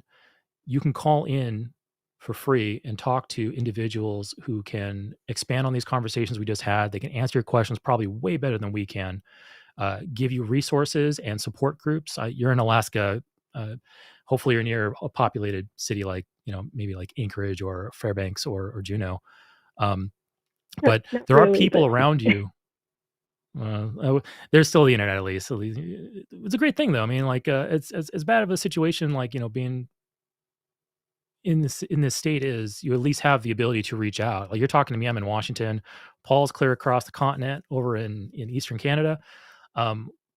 At least you have some resources you can use that you can take advantage of. And Recovering from Religion is one of them. I really recommend you call them, talk to them. They'll give you some guidance and help that you need, and hopefully maybe direct you towards some local support if that's what you're interested in. And by all means, if you want, call us back. Call back when there's other folks on the line. Like, you can call back when I don't know who's some really empathic individuals here on the line, Paul. Shannon is often a go-to. Shannon's awesome. All that stuff. Absolutely. Call back when Shannon Q's Hardened's here. Shannon great. Q actually has Arden's great as well. Shannon actually has training in correct me if I'm wrong, Paul, counseling and psychology, right? Like not in counseling. She has she has psychology, but not counseling. Oh, okay. Yeah. Okay. No. Right. Check. It's a very careful distinction. It's the more qualified you are, the less you're more careful. Yeah. Yes. So yeah, you have resources available to you. Recovering from religion is one of them. Doing what you're doing right now is another one. Do your best to reach out and contact others and get other opinions, get other ideas. And like I said before, don't worry about labels. Don't worry about the time. Do what you need to do for you. Because Trinity, you're the focus of this, and you're the most important objective is your health and well-being, and your healthy mental state is what we want out of this. So yeah. Is there anything else you want to wrap up with before we let you go? I think that's good. Thank you. Yeah, thanks All right, Trinity. All right. Hope we helped. Maybe just a little bit. Hope we helped just a little bit. All right, great. Thanks, Trinity. Bye.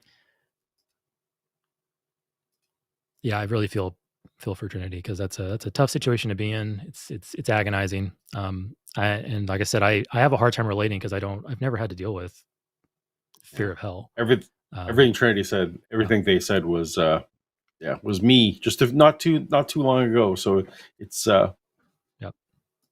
But brighter days are ahead for Trinity. Yeah.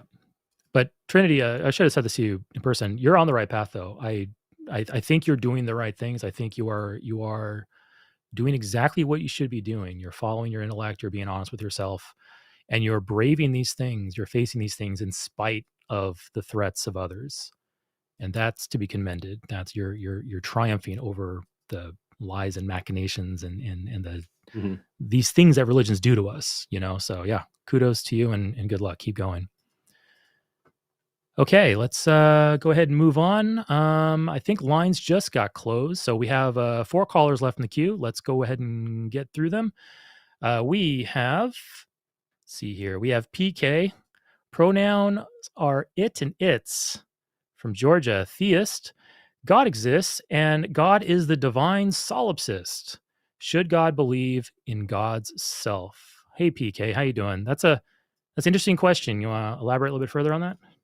Absolutely, and thank you for having me. Just quick check, y'all can hear me, right? Yes. Yep. Fantastic. So hopefully Trinity's still listening, because I just want to let them know that you can totally believe in God without believing the claims of man about God. So I'm going to, I gave myself some notes. Hold on, that's an interesting thing. What claims of God do we have that didn't come from man? All of it. Look at every religion. They have claims about what God is like, what God wants, what God has or has not said, where God has been, or the gods, or however. Okay. And where do those claims come from? People who want to control other people, mostly. Okay. So you just said that don't follow the claims of people about God. What other claims are there? I would say that 100% of all God claims come from people.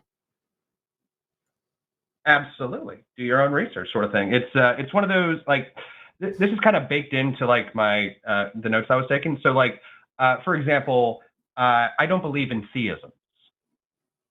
I don't, because I feel that theism. Correct. I believe that theism is the belief in religions, and you can believe in God without believing in religious claims about God. So you don't believe in religion, our terminology is already diverging.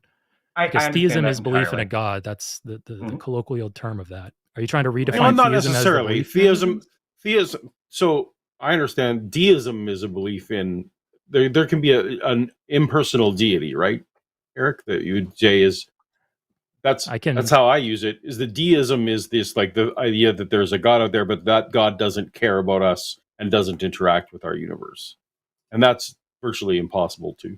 Theism is generally the label that we give on a God that interacts with our universe. Is that PK?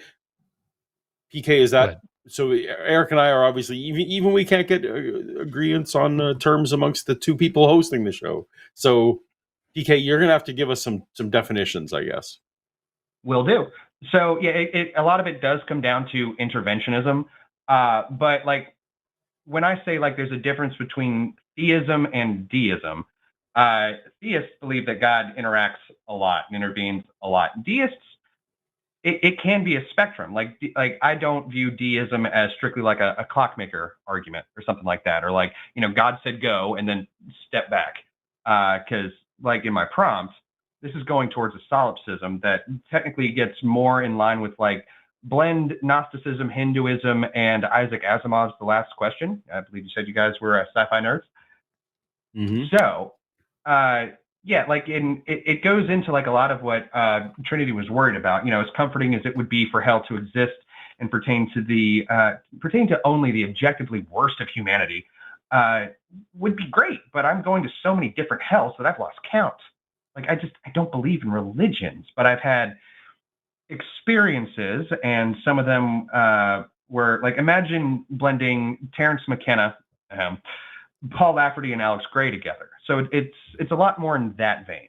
Like it seems like I've gone through some sort of like pseudo reincarnation situation where I was supposed to learn a lesson and I failed miserably. So it seemed like I went back to a checkpoint, and I would have these conversations where people would just look at me and say, you're not supposed to know that. And I'm just over here like, yeah, but I've been through this like 5 times already. Just let me move on. And it also so you're talking about deja vu type situations? No. Like I get, like if that's a common point that we can relate to, then sure. But I'm talking about like, I find myself here again. I'm having these dreams. This is all real somehow. And so I know it's about to happen. I act accordingly, and then I can get through that situation. And it's usually related to some sort of trauma. Like I went through a trauma, and then I had to keep going through that trauma until I could get over it, sort of thing. So get over it, get through it, and past it. You said checkpoint, so you're making like a video game analogy, and that you just keep replaying the same level over and over again? That is very much where this leads to, with, you know, God being the solipsist, or player one, if you want to put it that way. Or how did I put this? Like a type, like, and God could just be like a God level entity, like on a type 7 civilization on the Kardashev scale. You know, God's just playing with itself's puppet, to game characters, to AI, to robots, to Borg, to Cylons, until it's just like the machine. And then God's the programmer, developer, and main character. Is anything you're talking about here, is like, these are your experiences, these are your attributions of your experiences? Is there anything way to demonstrate that your attributions of these experiences are verifiable and correspond to reality in any way? I cannot prove that I may or may not have done a lot of this before. On the flip side, PK, on the flip side, if you're wrong about any of these things, how would you determine that? I'd find out about it at the end, because technically this does, like at the God end when you being die? the divine solipsist doesn't really change anything.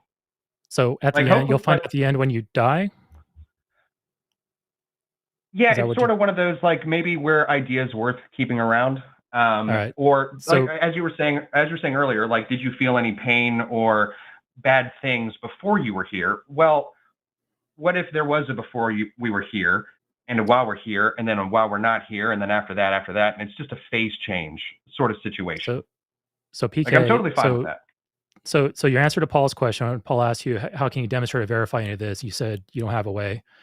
I just asked you, how do you falsify it? You said, I don't have a way until I die. So you're positing things that are neither verifiable nor falsifiable. How is this not just wishful thinking, fanciful thinking?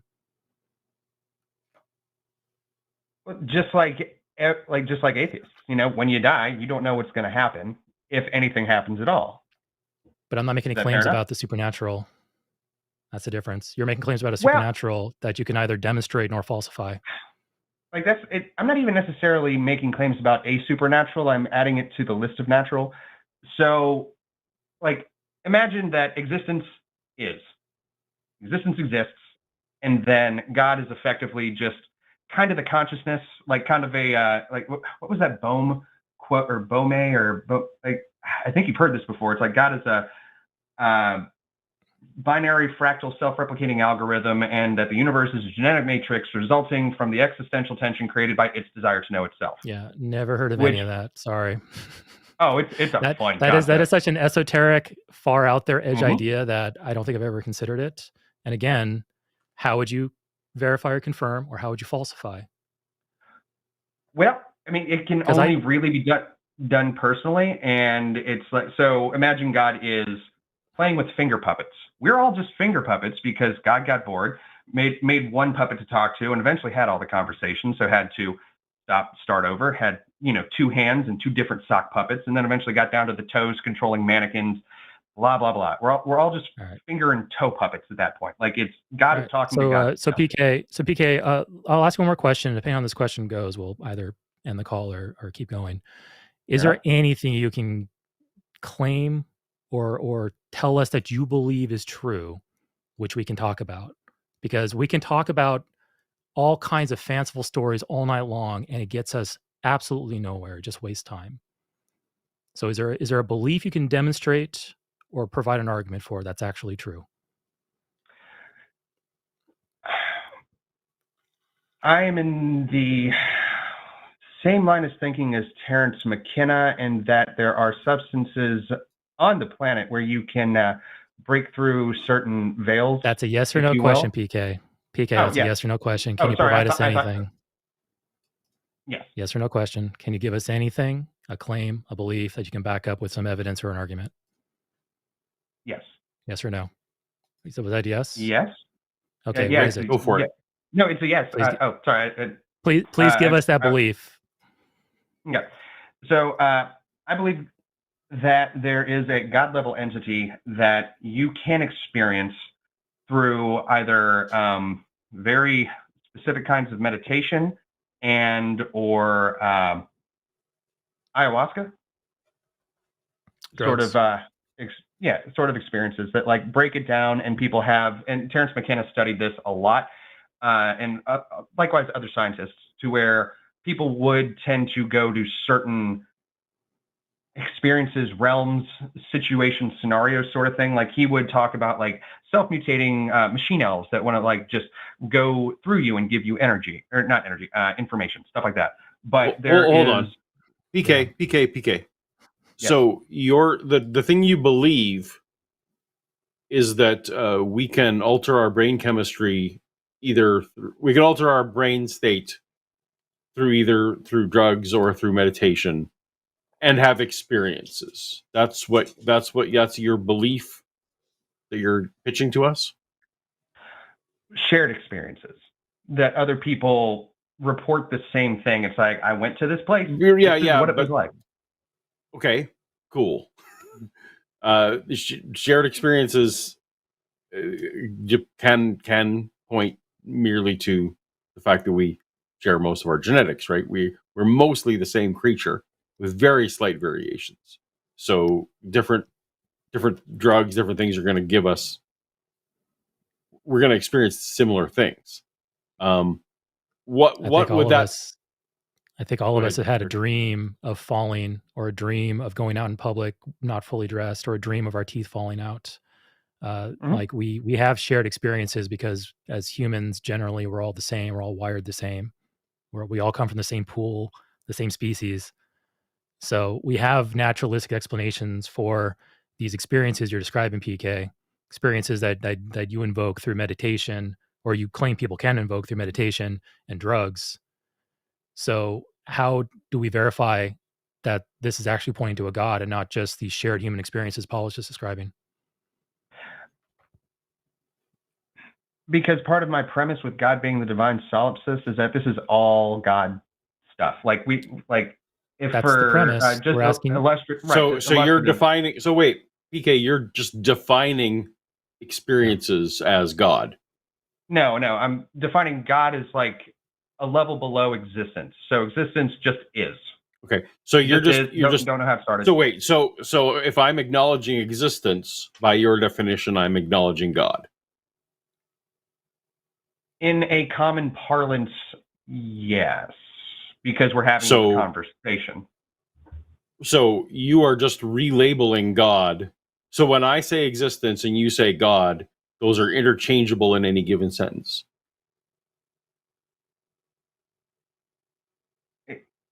Outside of existence, for existence to be, like, God couldn't create existence because then there was a point, and it wasn't time because it wasn't changing, but there was a point where God didn't exist.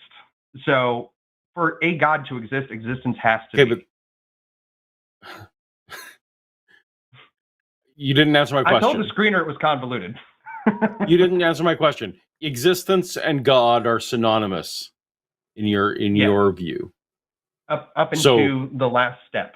So you have defined God ironically, you've defined God into existence by making God synonymous with existence, because we can demonstrate that existence exists, and if you just relabel that to be God, you've really done nothing. Well, right? But like you've done nothing. How do we how do we prove that we're actually, like, existence exists with a capital E, and we're not just figments in the imagination of some God class entity? Could be an alien. Like that. No, but hold on. But if we are figments in a godlike entity, do we not exist as figments as a godlike entity? And it would seem like a reality to us. Yeah. So you haven't escaped anything. You haven't escaped my question in any way. Okay. If there is no useful distinction between the word existence and between the word God, then you've added nothing to any conversation, right? Except for giving a way out of religions, in a sense, because we it's so like the fractal part.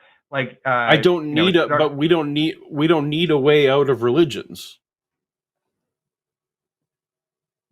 You've given no utility, Yeah, a God could exist and all religions be a God could exist and all religions be false. The religion's like not even part of this conversation. You've made God claims about reality, how to access this God, and then when we ask you for reasons, you say, "Oh, it's one of my premises," on which I think you mean it's one of your presuppositions. Correct me if I'm wrong.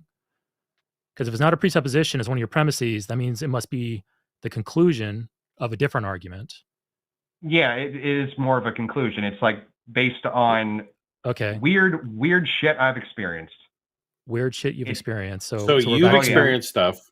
You've experienced stuff. You are attributing. That's what I asked. Feels like half an hour ago. It probably wasn't. Where I was asking for evidence for your attribution, not for your experience. Like I'll grant you every experience that you want to claim, and then I'm just saying why should I accept your attribution? Yeah. Mostly, I'm just pointing out that things are weird. There's something going on, and PK, please answer Paul's question there. Paul asked you a very specific question. Sorry, I'm used to different formats of live streams. The presupposition is that, again, man's been lying about God, so there is just a God in terms of common parlance. Yeah. PK, to remind you what my question was, is why should I accept your attribution of the experiences? Because you may have experienced similar weirdness. But then I would have my own attributions. That's not really. You understand that that's not. You understand that's not an answer. Your appeal to that I may have experienced the same thing, in no way answers the question. How can we rely on our attribution to that experience? Because so many have experienced the weirdness. But you understand. But it doesn't matter if it's ubiquitous and universal. If we've all experienced something, quote unquote, weird, that says nothing about what we're attributing the weirdness to. You've thrown out like all kinds of different. You haven't even thrown out a single theory for what we're attributing it to. You seem to be very fluid on that. So I mean, Eric, I'm kind of I don't feel like we're making any headway here. Yeah. I feel I'll like ask you. PK said it was a thought experiment, and I guess this isn't the thought experiment show. This is Well, that's the thing. We cut through that about 5 minutes ago when I said, okay, we're talking about things that are not verifiable or falsifiable. Can you give me, PK, a belief that you can verify or demonstrate or give us an argument for? And I don't think we've seen one yet so far. But we've kind of zeroed in on, okay, PK, you're justifying the existence of this God through personal experience. So I'll ask you this last maybe set of questions, and then we'll call it good. PK, do you think that people can just hallucinate and their brains can just generate imagery experiences that don't actually map to anything real? It's just a generation of their brain. Do you think that's possible? Absolutely. Do you think it happens? Okay. Yes, sir. How often do you think that? So we have 8 billion people on the planet. Just ballpark it. How many experiences do you think like that happen every day? Just ballpark it. I'd say about 8 billion. 8 billion. So you think maybe every person on the planet has one experience that doesn't map to reality every day? Okay, I'll take it. Why not? I would go for a smaller number, but I'll go with, okay, fine. Maybe at one point every day, every one of us experiences something that doesn't map to reality. You're saying you have an experience that does map to reality. It maps to the existence of a God. So my question to you is, from my point of view, from Paul's point of view, how can you show us that your experience is real, actually does map to reality, while the other ones don't?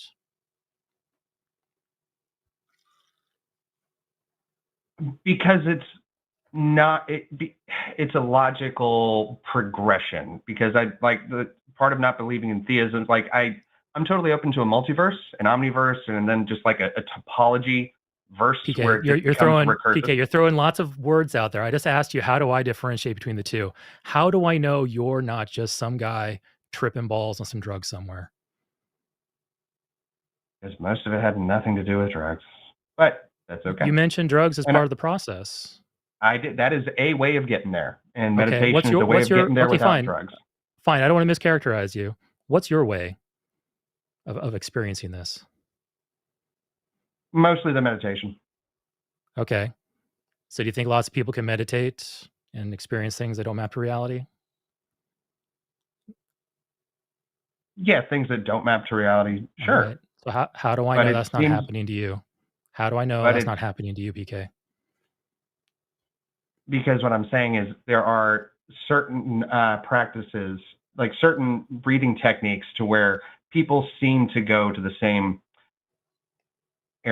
spot. I've fallen asleep and I've fallen asleep and I've had the dream that I was falling. I've fallen asleep and I had the dream where my teeth are falling out. Other people have too. I think Jason Jones in chat said, thanks a lot for reminding me about those dreams, Eric. I'm sorry, Jason. I do it all in the work of the Tooth Bunny. But PK, like, you're not giving us anything to work with here. You understand that, right? And I appreciate your time, sirs. Keep up the great work. All right. Paul, I love your stuff. Day, PK. And not everyone who doesn't believe is a leftist. All right. Thank you, PK. Any closing thoughts there, Paul? No, well, so many, but I would just leave it as I'm always amused that people think I'm a leftist. That's okay. Yeah, I think I think there's trends, but obviously your religious standing doesn't really have much influence. Use correlations, not causation. So we do see trends. I mean, in a lot of this maps to countries, but go ahead. There's like, he could have gone like, there's near-death experiences where people have common things. There's all kinds of hallucinations where you get commonalities of the qualia, as it were, right? Like commonalities in qualia. If that's what you've got, you don't need anything supernatural to get there. So as we talked about, we've been around that drain. Yeah. All right. Well, thanks for the call, PK. Catch you later. 3 calls left. Let's see who's next. We have Jeff him from Ohio. Jeff is an atheist. Comment here says, if our methods of detection are limited to the natural world, must any empirical evidence for God amount to a God of the gaps argument? You there, Jeff? Sure am. Can you guys hear me okay? Yeah, we hear you. Great to have you here. Indeed. Your question here, I'll read it one more time because it's kind of a compound question here. and correct me if I'm misinterpreting you at all. If our methods of detection are limited to the natural world, which I agree they are, must any empirical evidence for God amount to a God of the gaps argument?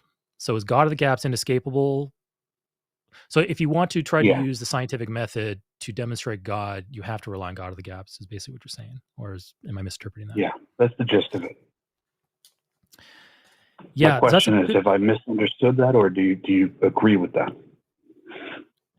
I agree that the scientific method and our methods of detection, which I'm just going to put in scientific method in there, is limited to the natural world, because as a methodological naturalist, I think currently tentatively that the natural world is the only thing that actually exists.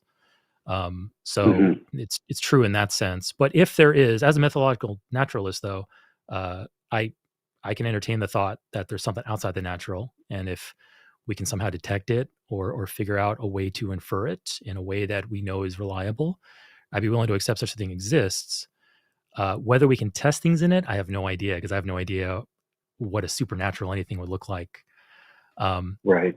I guess my follow-up question to that would be, which usually this goes to the idea of a God. A God lives in a supernatural realm, but most people, except the deists, will say that this God manipulates and changes things in the natural. And I think that if we have a situation like that where something supernatural can reach into the natural to change things, we can detect that. And now we have some type of line of investigation that we can exploit in order to find out more about it. But until we have that, I don't know.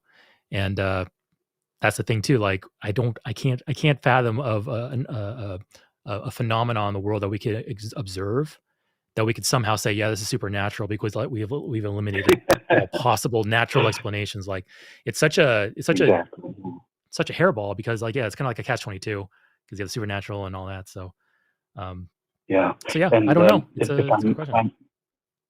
If I might, the reason why I asked this question is because in my mind the answer is yes.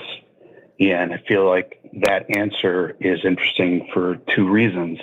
And maybe I'll just give you guys these two reasons, and I'll take the rest of the call offline here. But sure. The first reason I find that answer interesting is that, does it in some way contribute to the divine hiddenness argument? In other words, why would a God that wants to be known limit themselves to ambiguous evidence that might be explained by some other source?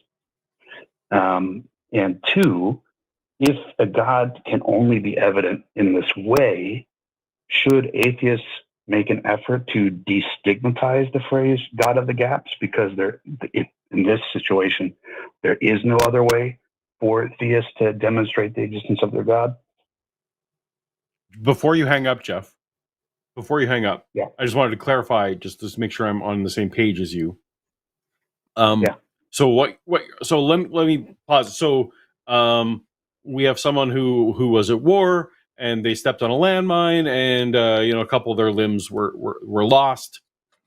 That person with a couple of missing limbs goes to church. People pray over them, and they're on stage. Their limbs regenerate. Now, nothing like this has ever happened, to the best of my knowledge.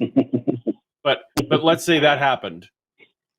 You're wanting to say, even if that happened, you would be in a God of the gap situation, because we couldn't rule out, because there's still a chance that was something natural that we just don't understand yet. Am I correctly understanding why you're labeling it God of gaps? Okay, cool. I needed that clarification before you dropped off, and you sure don't have to drop off. So can you quickly remind me the two questions again? Because I think I've destroyed both of. I forgot to take notes. The two questions. It's okay. It was just, there were two things that divine hiddenness. I guess there were questions, but there divine were hiddenness and destigmatizing. Yeah, I got it. I remember now. Yeah, cool. Right. Divine hiddenness. Absolutely, it does. The fact that if there is divine hiddenness is a narrower version of a problem of evil type situation, where you have to have, in order for divine hiddenness to have any kind of weight, you have to have a God that wants to have a relationship with us. If there's a God that for whatever reason doesn't want to have a relationship with me, then divine hiddenness doesn't matter, because that God just, for whatever reason, even if it's just the way I am, it doesn't matter. So divine hiddenness is the idea that if there's a God that wants to have a relationship with me, there needs to be at least intellectual assent so that I can make a choice to do that. And so if that God wants to have a relationship with me, why would he not, come up with some reason or come up with a way that is not ambiguous? And I'm 1,000% on that page with you. If an omnipotent, omniscient God wants to have a relationship with me, they absolutely should have access to a non-ambiguous way to prove himself. So I'm just going to say yes to that first question, Jeff. I don't know if Eric, pardon me, lost. Yeah, Eric, I don't know if you would agree or disagree. Yeah, I think I'm pretty much on board with that. I mean, obviously, there's very robust tests that we could potentially come up with, and we have. And as far as we know, those tests have failed. Paul was mentioning, having something up on stage, and you pray to a certain God, say certain words, and all of a sudden, limbs are regrowing back, lost eyes are regrowing back, people are rising from the dead, and coming out of graves 100 years old. There's things that could potentially increase my confidence that a God exists. Now, as a skeptic, there will be the 1, 2, 3% chances kind of creeping in there going, okay, maybe aliens are messing with us. Maybe I'm hallucinating. Maybe this is all staged. Like as a skeptic, those are always going to be in there. And I can't fathom a way for those to be eliminated, especially since it's my own mind that's experiencing these things that I'm seeing. How do I know if I'm not just hallucinating? So this could just be an insurmountable problem getting up to 100% confidence that a God exists if we were to able perform these miracle tests. And I'm with Paul on that. I think an almighty, all-knowing, all-loving God could have figured it out, especially since he designed the world, he designed me, he set all this in motion. He couldn't have come up with a better plan. Like, why do I have to watch Peter Popoff swindle people? We eventually found out he was swindling people, but lots of people were convinced by Peter Popoff. Why do I have to watch guys like Peter Popoff and be convinced by that? Why do I have to watch these guys grab a leg and extend them, or say some words and a person comes out of a wheelchair and then the camera pans right off them because they got to put the person back into the wheelchair to wheel them out of there? The divine hidden argument, it's a powerful one when it comes to the tri-omni God, and this is a big issue with it. But and I hold on my positions with confidences. Like if I could potentially, my confidence could be bumped up where I go, yeah, more likely a God exists than not. More likely this God exists than not. If I was presented with consistent, reliable evidence. The second that evidence, I mentioned this last time I was on the show. Many believers seem to have this ratcheting belief system where when they see something that confirms their belief, it ratchets up their confidence. But nothing can ever bring that confidence back down. No failed test, no prayer unanswered, no bad thing happening to a good person can ever bring that value down. Their confidence only goes up. Mine goes both ways. So I can see a test succeed and go, oh, 1 point up, 1% up. Okay, cool. Let's keep going. Oh, next test failed, 1% down. Like it's going to keep me at that spot there. So that's for the divine hiddenness thing. With the God of the gaps thing, should we normalize it, destigmatize it? Yeah, that's hard because when we're in a situation where we don't know the supernatural actually exists, and if it does exist, we have no way of detecting it or testing it.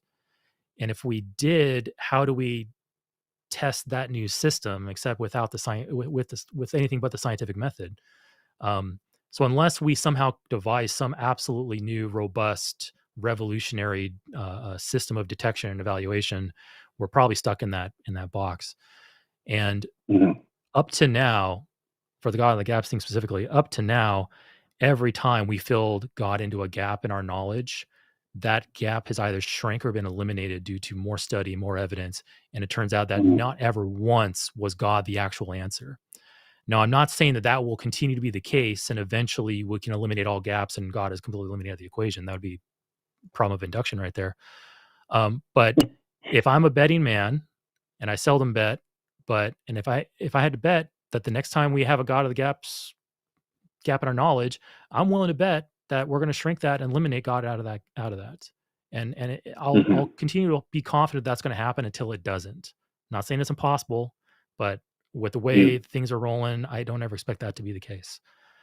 So no, and just to answer the question directly, no, I don't think we should destigmatize God of the gaps because We have seen a track record of it being a trap and a fallacy in before, and we can reasonably expect it's going to be a trap and a fallacy in the future until it's not. Which I have. That's a weird thing to. It's a weird thing to try and say. Let's destigmatize something that's a logical fallacy, right? Like, why should we destigmatize begging the question, or which logical fallacies should we also be destigmatizing? Like, it's when someone presents an argument that is a God of the Gaps argument, it makes sense to call it out, right? Like, so the fact that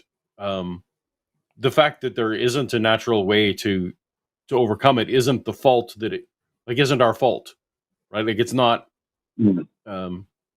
It doesn't make it not a logical fallacy when it is used in a certain way. Now, I don't think we need to bludgeon people over the head with, pounding them, accusing everyone of, because you could theoretically probably call almost any weird belief a God of the Gaps belief, right? Or not weird belief, but any God-related belief. You could shoehorn it in there, but when it's blatantly used that way, why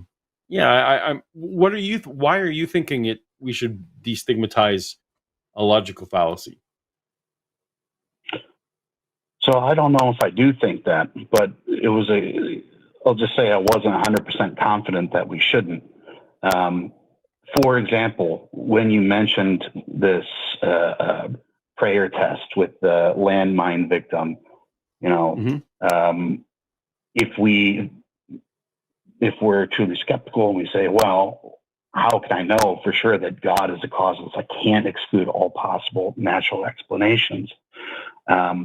At that point, does it carry the same connotation to say this is just God of the Gaps? Like, is there any situation in which, you believe that natural evidence might actually amount to something convincing? And in that case, wouldn't it still be God of the Gaps? Because it's literally impossible to exclude all possible explanations because we can't know what we don't know.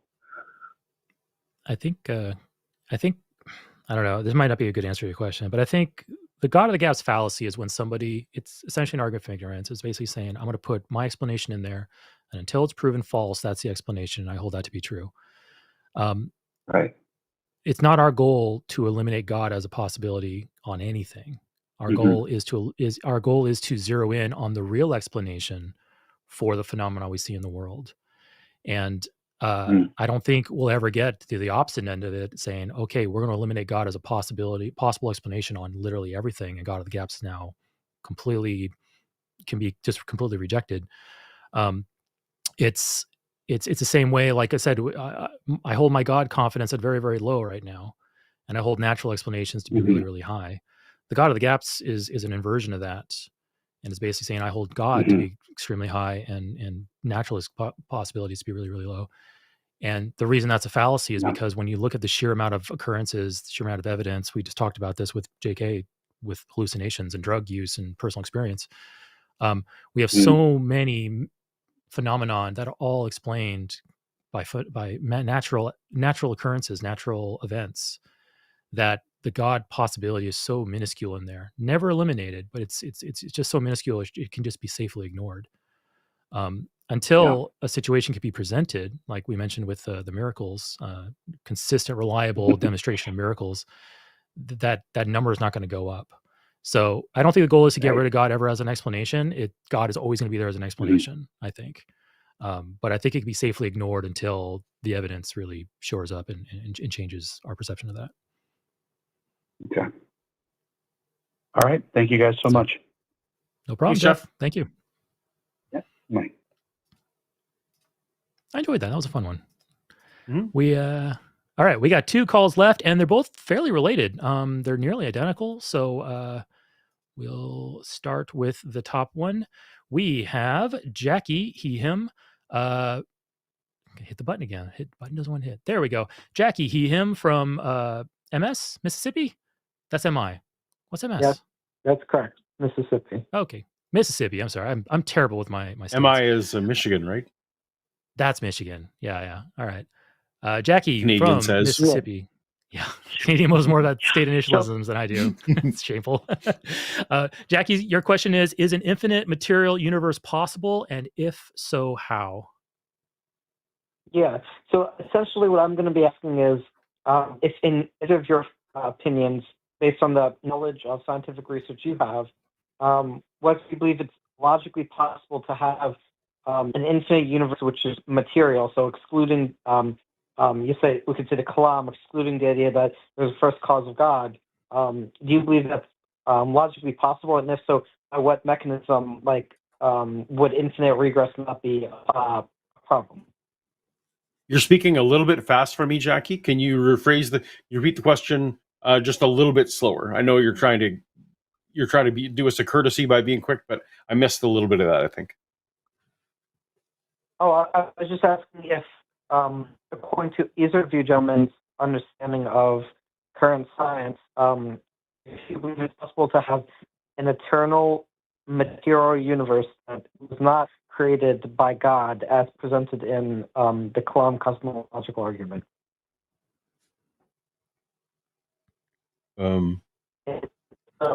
As in, what are you saying? There, Jackie. Sorry, you were breaking up a little bit. I'm sorry. No, it's okay. Not your fault. It's probably just poor connection. So when you say the eternal material universe, are you talking about matters of time, or are you talking about matters of scale, or both? I mean, an eternal material universe matters of time. So basically, the material universe always existed. It's an infinite timeline, and there's no first cause of God. Because the general argument from the Kalam is that essentially because within science there's a general logical principle of everything which exists has a cause, there is therefore the cause must be God. I'm curious, if you guys believe there is a possibility that the material universe is infinite, that infinite regression is not necessarily a logical problem. I have a lot of thoughts on this, so I will let Eric go first, and then I will go off. Yeah, I have very little information to work off of because I'm not a physicist or anything like that. So I can't eliminate one or the other. I have to entertain them both as possibilities until I have a better understanding of it. I'm not sure if I ever will because, beginning of the universe stuff isn't too much of a interest of mine. But there's always the issues with, the idea of the Big Bang, and that's where time started for I've heard some people mention the local instantiation of our universe. So it's difficult for me to wrap my brain around talking about what caused time to start. Whether that's a God or some other natural phenomenon or a multiverse or anything that could potentially fill that cause in. So I really don't know. Well, so you would say you're agnostic about whether it's possible for the.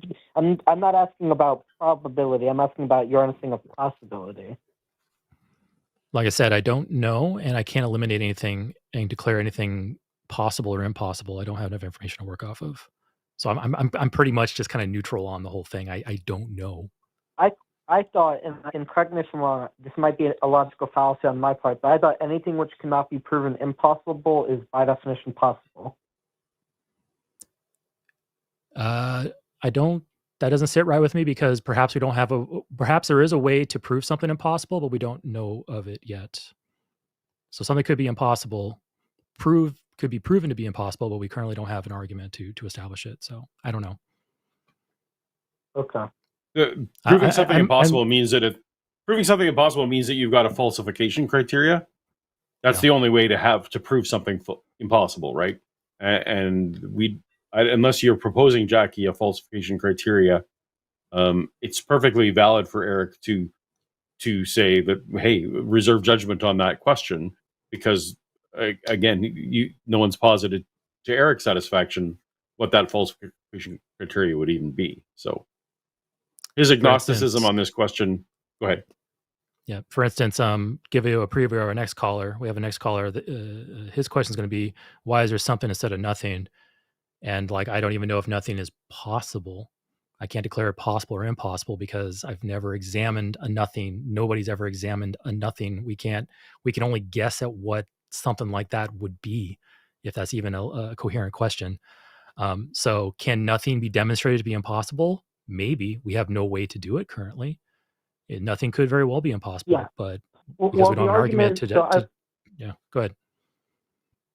The argument I've heard from some atheists regarding the problem with the existence of God, why they believe it's impossible, the hard-fixated Gnostic atheists, is they would argue the existence of God violates the law of identity because basically, because God, especially in the Abrahamic religions, Islam, Christianity, Catholicism, and Judaism, basically creates ex nihilo. That is a violation of law of identity. The problem I have with that is that, like, saying that's impossible presupposes a metaphysical universe where God is impossible. Like, if God is all powerful, the metaphysical, yeah, law Jackie, of identity. I get it. We're neither Erika are positing that, so I don't necessarily want to spend time on the show. I know. I'm just discussing arguments we don't make. Yeah, that's fine. But so I'm gonna jump in now and answer your question from my perspective, which is probably a little bit more hard and possibly more foolhardy than Eric's answer. I agree that an actualized infinite is problematic. And so if you want to say that there's an actualized infinite of time or an actualized infinite of space by succession of addition, I agree that creates a problem that there is an infinite regress problem. So I agree with that. And so in that sense, we're talking about time. Now, the four dimensions that we have X, Y, Z, and time is our fourth dimension. The fact that those can all go back to a 0 point tells us that this instantiation, as Eric was talking about, is finite, and I am fully on board with that and fine with it. So there's a difference between an actualized infinite and another word that you threw in there, which is eternal. And now this might be just the circles I'm in, but those are different ideas. And the idea of eternal is used sometimes by physicists in this space to talk about dimensions where time is not one of those dimensions, or as time is not one of the dimensions as we understand it. And so we cannot get past that 0 point that we have from our perspective. We just do not have tools to get before, as Eric was discussing, time. And so the notion that there might be a dimension that exists outside of our particular universe that either has more dimensions than we have or fewer dimensions than we have makes time this weird thing that we can no longer think about. And so can matter, for example, or energy is the better way to phrase it, can energy be eternal? Yeah, a lot of physicists talk about how, because we don't know if there is a time dimension outside of our universe, therefore, in that particular place, maybe energy is eternal in that sense, but it is not infinite in a sense that you were just talking about, where it's an additive, actualized infinite. And so, for me, it's very probable, not probable, it's very possible that we don't understand the dimensionality of whatever is real, whatever the cosmos is, outside of our four dimensions. And physicists are very common on this. So, to me, it makes, even though I haven't studied it, I don't understand it, to me, it seems incredibly in the realm of feasible and makes sense that because we can't speak of what those dimensions are, whatever our ideas about actualized infinites with infinite regress may not apply. And so we just can't say anything. It does come down to a similar answer. We can't say anything, but I think it's for a good reason. And that the problems of infinite regress don't apply in those situations. Is that an answer that in any way satisfies your question? Yeah, that makes sense. But the only problem there would be, my understanding of Albert Einstein's theory of space-time is that any universe where space exists as a dimension, time would necessarily have to exist because time is an emergent property of space. And so, unless you're saying that there's a time where space didn't even exist, there would always have to be a period of time. That makes sense. Or I do have. Yes, I absolutely am on that page. That we don't understand what the dimensionality is outside of our universe, and so although I do think that Einstein's model there is not entirely in favor with everyone anymore. I don't have to call Einstein wrong to point to the same thing, is that we have no idea if whatever the singularity was, or however we can just say before space and before time, that's not necessarily, like, the rules don't necessarily apply there because it might be a different number of dimensions. So it's not, I don't feel like, and you can tell me if I'm wrong, I don't feel like I'm being inconsistent even with that new detail you've added. I mean, do you believe it's possible for there to be a universe which exists where space isn't a dimension? I don't think that my four-dimensional brain can grasp what universes would be like with more or fewer dimensions. Just like if I was a 2D cartoon and you were trying to discuss with other 2D cartoons what worlds might be like as a one-dimensional being or as a three-dimensional being, they're not equipped to handle the problem. That's I feel like we're not. That's similar to imagining a universe where the law of identity doesn't apply. Like, you can't. My brain is bound to the rules of this reality, so I can't think of other realities that lack these rules. So you're completely agnostic as to whether or not space is a necessary condition? Yes, I couldn't. Sure. That there might be a type of universe that doesn't require space. That seems like a reasonable thing for me not to go have a firm stance on. Yeah, that's the same way I can't declare a universe that lacks the law of identity as possible or impossible. Just don't know. I understand. So my understanding is the Big Bang, though, it's not like the ex nihilo, right? Before the Big Bang, to my understanding, the singularity that's presented is still made of space, right? The Big Bang was just an expansion of the space broadly. So even if it's infinitely just being very large, not actual infinity, but much smaller than our current universe, there was still some small little fragment of space which existed. And even if it's just like 0.1% of that's an infinitely That's small. not how I understand it. I'm going to get in trouble with physicists. That's not how I understand it at all. The singularity was a single point in space with zero volume and infinite density. There literally wasn't anything dimensional to measure about it. It's a single point in a three dimension. Not even that. Like, I'm already screwing it up. It's a single point. Now that's right. A single point has no. There wasn't any space matter. There was no space. Don't believe there was space matter. So, I'm sorry. What? Matt, you're using space matter as if there's no such thing as space matter. there's matter. I already tripped up in my explanation. I was almost all the way through. Then I tripped up on it because I'm thinking in my three-dimensional brain here. But no, the singularity lacked volume.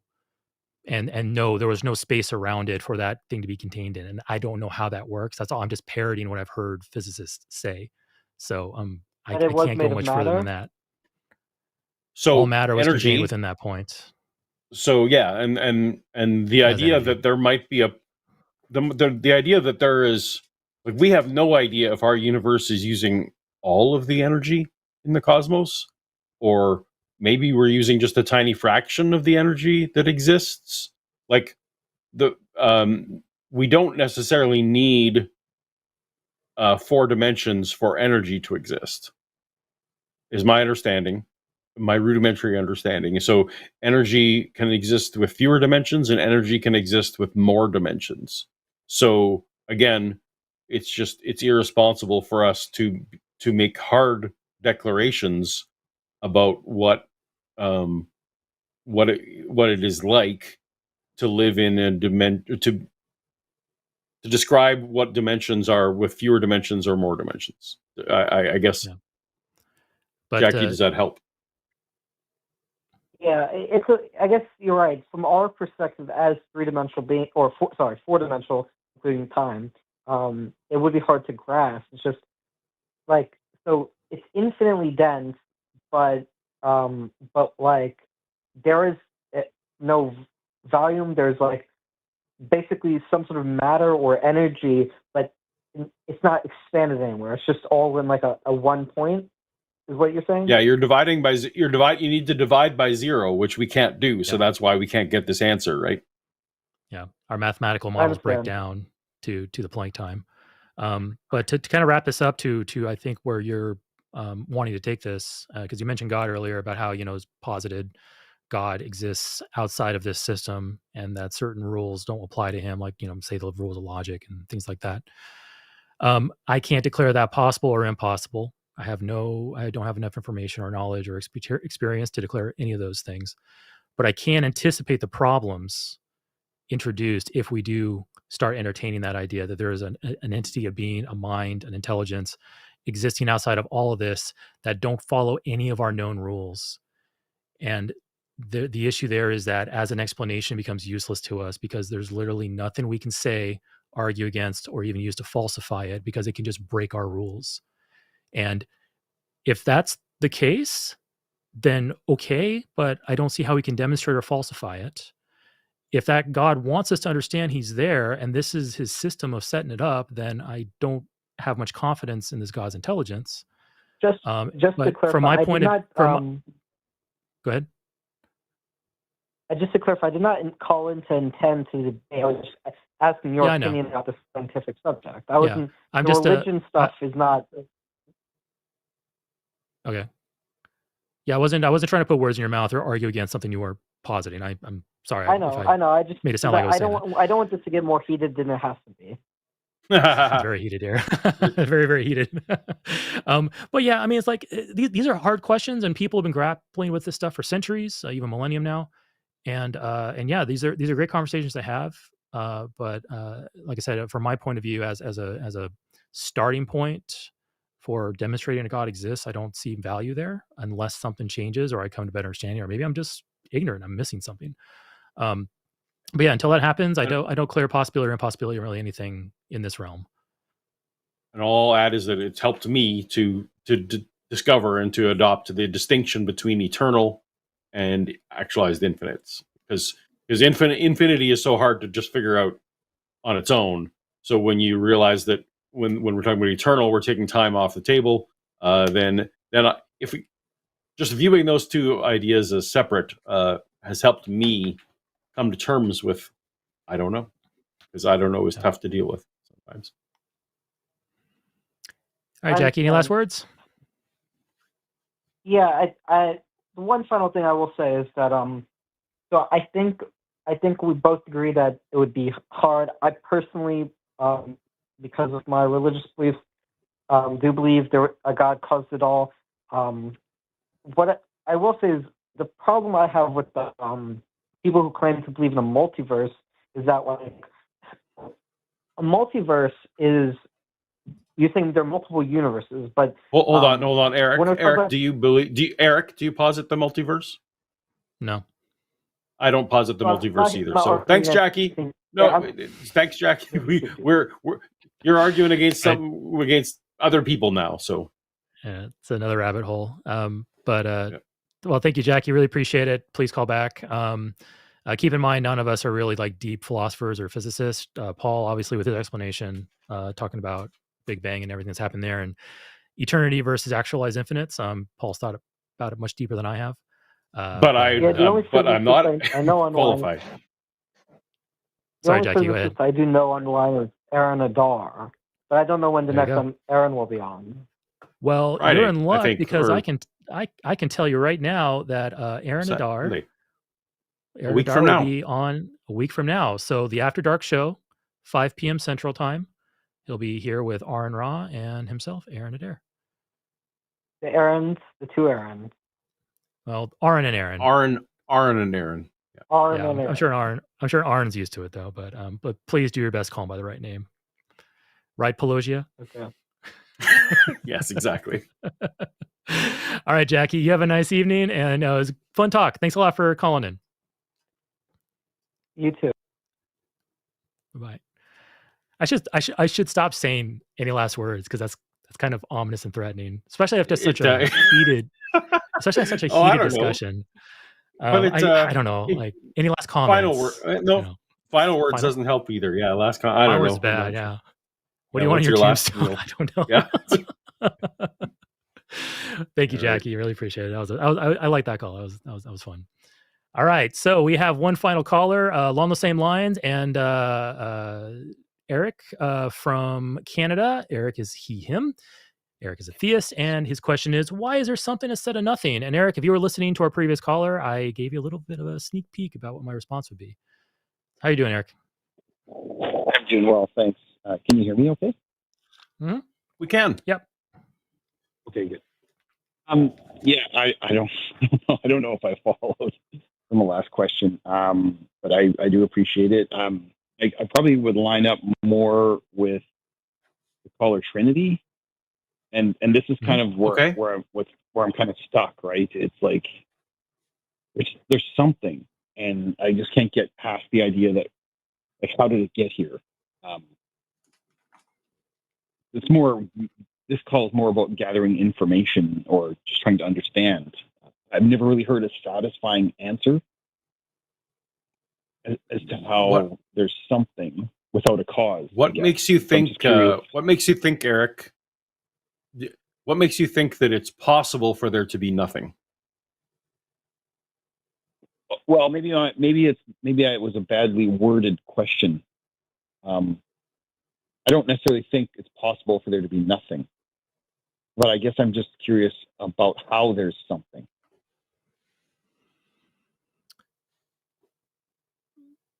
That's a question. That's been there being on people's there minds being for a long something. time. There, I think, Eric, we can demonstrate, right, that there is something. I think everyone on this call, we don't need to fight about whether there is something or not. Sure. Yeah. No. Okay. I'm certainly not trying to fight or convince anybody. Yeah. No. I get it, and I'm trying to walk you through kind of how I appreciate the work you guys are doing. Yeah. Awesome. I'm just going to maybe help you walk through. It may not help, but walk you through sort of how I've come to reconcile some of this stuff. So that'd be great. There is something. And I've also learned, I was just a few years ago, I thought dinosaurs run the ark, lest anyone think that I know anything. I'm baby at all this stuff. But I've come to, in talking with philosophically minded people, understand that there is such a thing as brute facts, right? And a brute fact is something that is just sort of accepted in conversation. And that's the thing where you can't back it up any further. And you just kind of have to throw up your hand and say it just is. And who made God is one of those questions, right? That's the brute fact thing, because the Christians will say, well, no, he's the uncreated creator. He is the brute. The way they describe it is the same way a philosopher describes a brute fact. God just is, right? And so almost any worldview I've ever encountered ultimately comes up to their brute fact. There just is no worldview that doesn't posit some kind of brute fact, be it God, or be it, in my view, I kind of feel like energy is a really good candidate for brute fact. But in the way you're describing it, you're saying something. And so while it is unsatisfying that every worldview terminates in a brute fact, it is ubiquitous. It is a brute fact that all explanations terminate in a brute fact. So what I needed to do was come to terms with the fact that no one can be satisfied. There is no infinite, there isn't an infinite regress of explanations. That everyone throws up their hand at some point and says, well, this part of my explanation just is because it is. And so once I came to terms with the fact that everyone just has a brute fact, and that I could either be sad about that or figure out which brute fact makes the most sense to me. I did have to get over the fact that I was just sad about it because I wanted that certainty and I wanted there to be a thing. But once you start figuring out, and then once I started figuring out, oh, that's your brute fact, and that's your brute fact, and that's your brute fact, which brute fact makes the most sense to me, well, then I could get over that feeling that made me sad that I don't know why there's something rather than nothing. Now, that doesn't answer the question, and it doesn't take away the sadness. All it did was put me staring in the face that I can't get over that sadness. Like there's no searching that can get through it. So we can, I don't know where you want to go with this here. We can talk about whether or not brute facts are part of every worldview. We can talk about what's the best brute fact. Where would you, I don't know if that was in any way helpful to you. It kind of helped me at least come to terms with it. Or if you just want to have the therapy and we all talk about how it sucks that we can't know, because I would think Eric would be on the same page with me that, man, it sure sucks that we don't have a better answer. But no religion has a better answer either, right? Like it's just, that's where we're at. So what is, what might be useful is what is your brute fact, as you put it? What conclusion did you come to? For me, it makes sense that energy, in whatever way we want to define it outside of the four dimensions that we have, that energy makes sense as a brute fact. Like matter and energy can neither be created nor destroyed is a thing that we have, at least as we know energy exists, right? Just like I asked you, something other. We know energy exists, so I'm not positing a new entity if I posit energy is the thing. We also, as far as we can tell, energy can't be created or destroyed. So that makes it a really good candidate. And then physicists tell us that once we get outside of our fourth dimensions, we actually can't make any predictions about how energy would act. So like, I don't even have to worry about entropy or some of those other math things. So it sure makes sense to me that energy is the thing that has always existed. But if you want to just label that as something, I wouldn't quibble with that person. I feel like I'm being a little bit more specific, and I'm opening myself up to arguments a little bit more than just saying something. Anyway, Eric, I don't know if you have given any thought to what your brute fact is. I'm fairly in alignment with what you said there. Because I mean, if you look at it, and I hate to say this, but if you really look at it, a lot of the reasoning with the brute fact of energy, it coincides with the reasoning about the brute fact of a god, except when you apply Occam's razor, the god can just be removed because energy fulfills all of these requirements that we expect this god, or rather apologists expect this god to fulfill. We're all composed of energy. Energy exists everywhere. According to our known laws of physics, energy is immutable, can either be created nor destroyed. It is just there. So it just may, like Paul said, it may just ontologically, it's just a presupposition of ours, like that might make a philosopher's head explode. But it's just there. It exists, and we can't explain it, and we have to accept that it exists. Now, whether that's the case for a god or not, that's a completely different story, but we don't need the god explanation on top of what we already do with energy. But Paul on the last call went a little further than I did with my position on about the material universe being infinite or not, or eternal or not.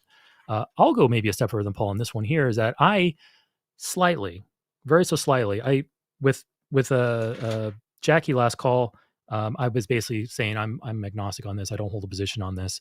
On the whether there's something instead of nothing, I will lean ever so slightly from 50-50. I'll lean like maybe 50.1% towards nothing being an impossibility. I'm not saying that's actually the case, but I have some reasons to think why nothing would be practically impossible or philosophically impossible. The first one being that we have something here. We just agreed earlier that something exists, so I believe that would automatically negate nothing being the case. And even saying nothing exists is kind of a contradiction in terms. And even more of on a play school level type of reasoning, like what is nothing? Is nothing something that lacks any attribute? Is lacking an attribute in itself? Like can such a thing even be a thing. Like I said, I'm not married to that. I could easily, with the right words, be swayed to 49.9% that impossible. Nothing is impossible. But I have basically 100% confidence, like nearly 100% confidence that something exists, and that's going to automatically negate nothing. Now, whether there was a point in the past where something was not here and it was indeed nothing, I have no idea on that.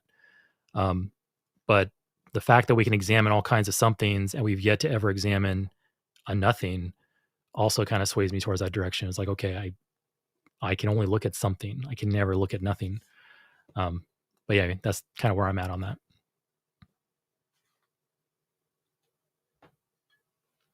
Any thoughts? Okay, cool. Yeah, my head's spinning a little bit. Yeah, this metaphysics crap sucks sometimes, because especially it's late at night. But yeah, it's like I said, these are things that people have struggled with for so long, and we're just a couple of sci-fi schmucks here on the show talking about things that are way, way, way outside of our pay grade.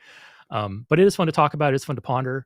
And while I'm sure Paul and I said numerous things wrong tonight, it's an effort to think about it and understand it. And even though we'll never get probably to full perfect understanding, at least we made the attempt. At least we attempted to improve our understanding on this. Whether we failed or not, it's kind of beside the point. The fact that we attempted is kind of what we're proud of. Yeah, we appreciate chatting. All right, Eric. Well, thank you. The call, I appreciated the way you handled that call with Trinity too. I thought that was pretty awesome. It was pretty heartbreaking to hear that. Indeed. Yeah, I agree, and I hope Trinity feels the same way. I look back on conversations like that. I'm like, I hope they said the right thing. I hope I asked more questions than I answered. I hope I listened more than I talked. I probably talked more than I listened. But in situations like that, I can only hope that I helped instead of hurt. So, but yeah, no, I thank you for that and appreciate that. And yeah, Trinity, cool. Best luck to you. Hopefully you're still hearing us and you're gonna hopefully be a little bit more equipped as you go forward. Cool, Eric. Well, thank you very much. Cool, thanks for calling in. You have a good evening. You too. Bye. Yep. That's it for our calls. And thank God, because I'm losing my voice. I was just going to say, I was tempted when Trinity corrected their name, and they said like the God. I was almost like, no, you need to go to the Matrix now. Trinity, like the Matrix, is what is your new thing. Sorry. There you go. Yeah, plug yourself in the Matrix, and this is just your playground. But I could tell whatever you want, consequence free. I could tell from the tone that wasn't the time to throw that in. Yeah. Well, maybe Trinity, maybe they are listening to this right now, and they will say, you know what, I should have my own little Matrix that I can just plug myself into. Mm-hmm. And this is my play by. And that's a way more succinct way of suggesting it than I did with like unplugging your emotions and all that stuff. Use your mind as a sandbox. Like, go in your mind and just put aside these problems and just have fun with your own thoughts. And if a God's going to get angry at you for the electrical patterns that are going through your brain, how do we even counter that? Like, you have a God who's upset that you have this certain electrical pattern in your brain rather than this electrical pattern. Like, that's really what it comes down to. So yeah, if we establish anything tonight, the way you get into heaven is by who has the most bananas on their head and or owns the most dogs. That's how we know. Yes, I would also add whoever collects the most teeth for the tooth money. Right, exactly. Yeah, the tooth money tooth money must be paid. His pound of teeth must be given to him. And yeah, just but essentially that goes for everybody who's holding a position, or they realize they're shifting opinions about something. They're shifting their beliefs, especially if that belief is like deeply rooted. There's a lot of stakes involved. It can maybe not necessarily religion. Maybe the opinions are political, or maybe the opinions about a social issue, or maybe the opinions about just a movie. If you want to think clearly about things and want to think logically and rationally, lower the emotional drive behind it, or put it aside. Like I said, come back to it later when you're ready, but lower the want, the need.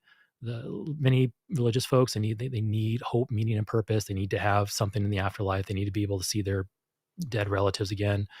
Like, put aside that need and then examine the questions, because philosophers and scientists don't reach their conclusions that we can demonstrate to be true. science mostly, philosophers in some cases, we can demonstrate these things to be true, and I can guarantee that these conclusions were not reached with emotional drive behind it, with emotional baggage. Maybe they were motivated by emotions to do the work, but the process itself it was divorced of emotion. And there's a good reason we want to do that, is because it helps us see things more clearly. But anyway, I think that's our show, Paul. Any closing words before we part tonight? No closing words from myself. Be sure to subscribe to Eric, and he's doing great work over on his channel. And stay tuned to all the shows that we've been talking about already, because the line is a great place to hang out. All right, and some quid quo pro. Subscribe to Paulogia's channel. I've been listening to Paulogia for I think 5 or 6 years now.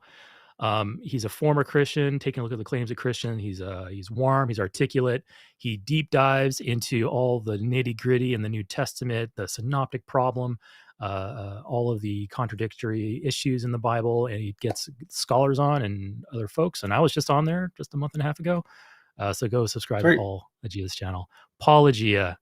Get it right, apologists. Get it right. He says it literally at the beginning of every one of his videos. It's not Paulogia, it's Paulogia. Come on. Anyway, I'm sticking up for you, Paul. Hey, we're done. Time to go drink more. Yeah. Absolutely. Yep. Bye, folks. Or start drinking. Have a good evening. Yep. Yeah. This thing's been empty for a while. I gotta go back to the fridge. This one. Go Oilers. Go Oilers. Doesn't Kip Davis, does he take exception to that? He hates. Or is he on? He hates the Oilers. We are counter purposes on this. Yep. Oh no, I hope Kip Davis isn't watching right now.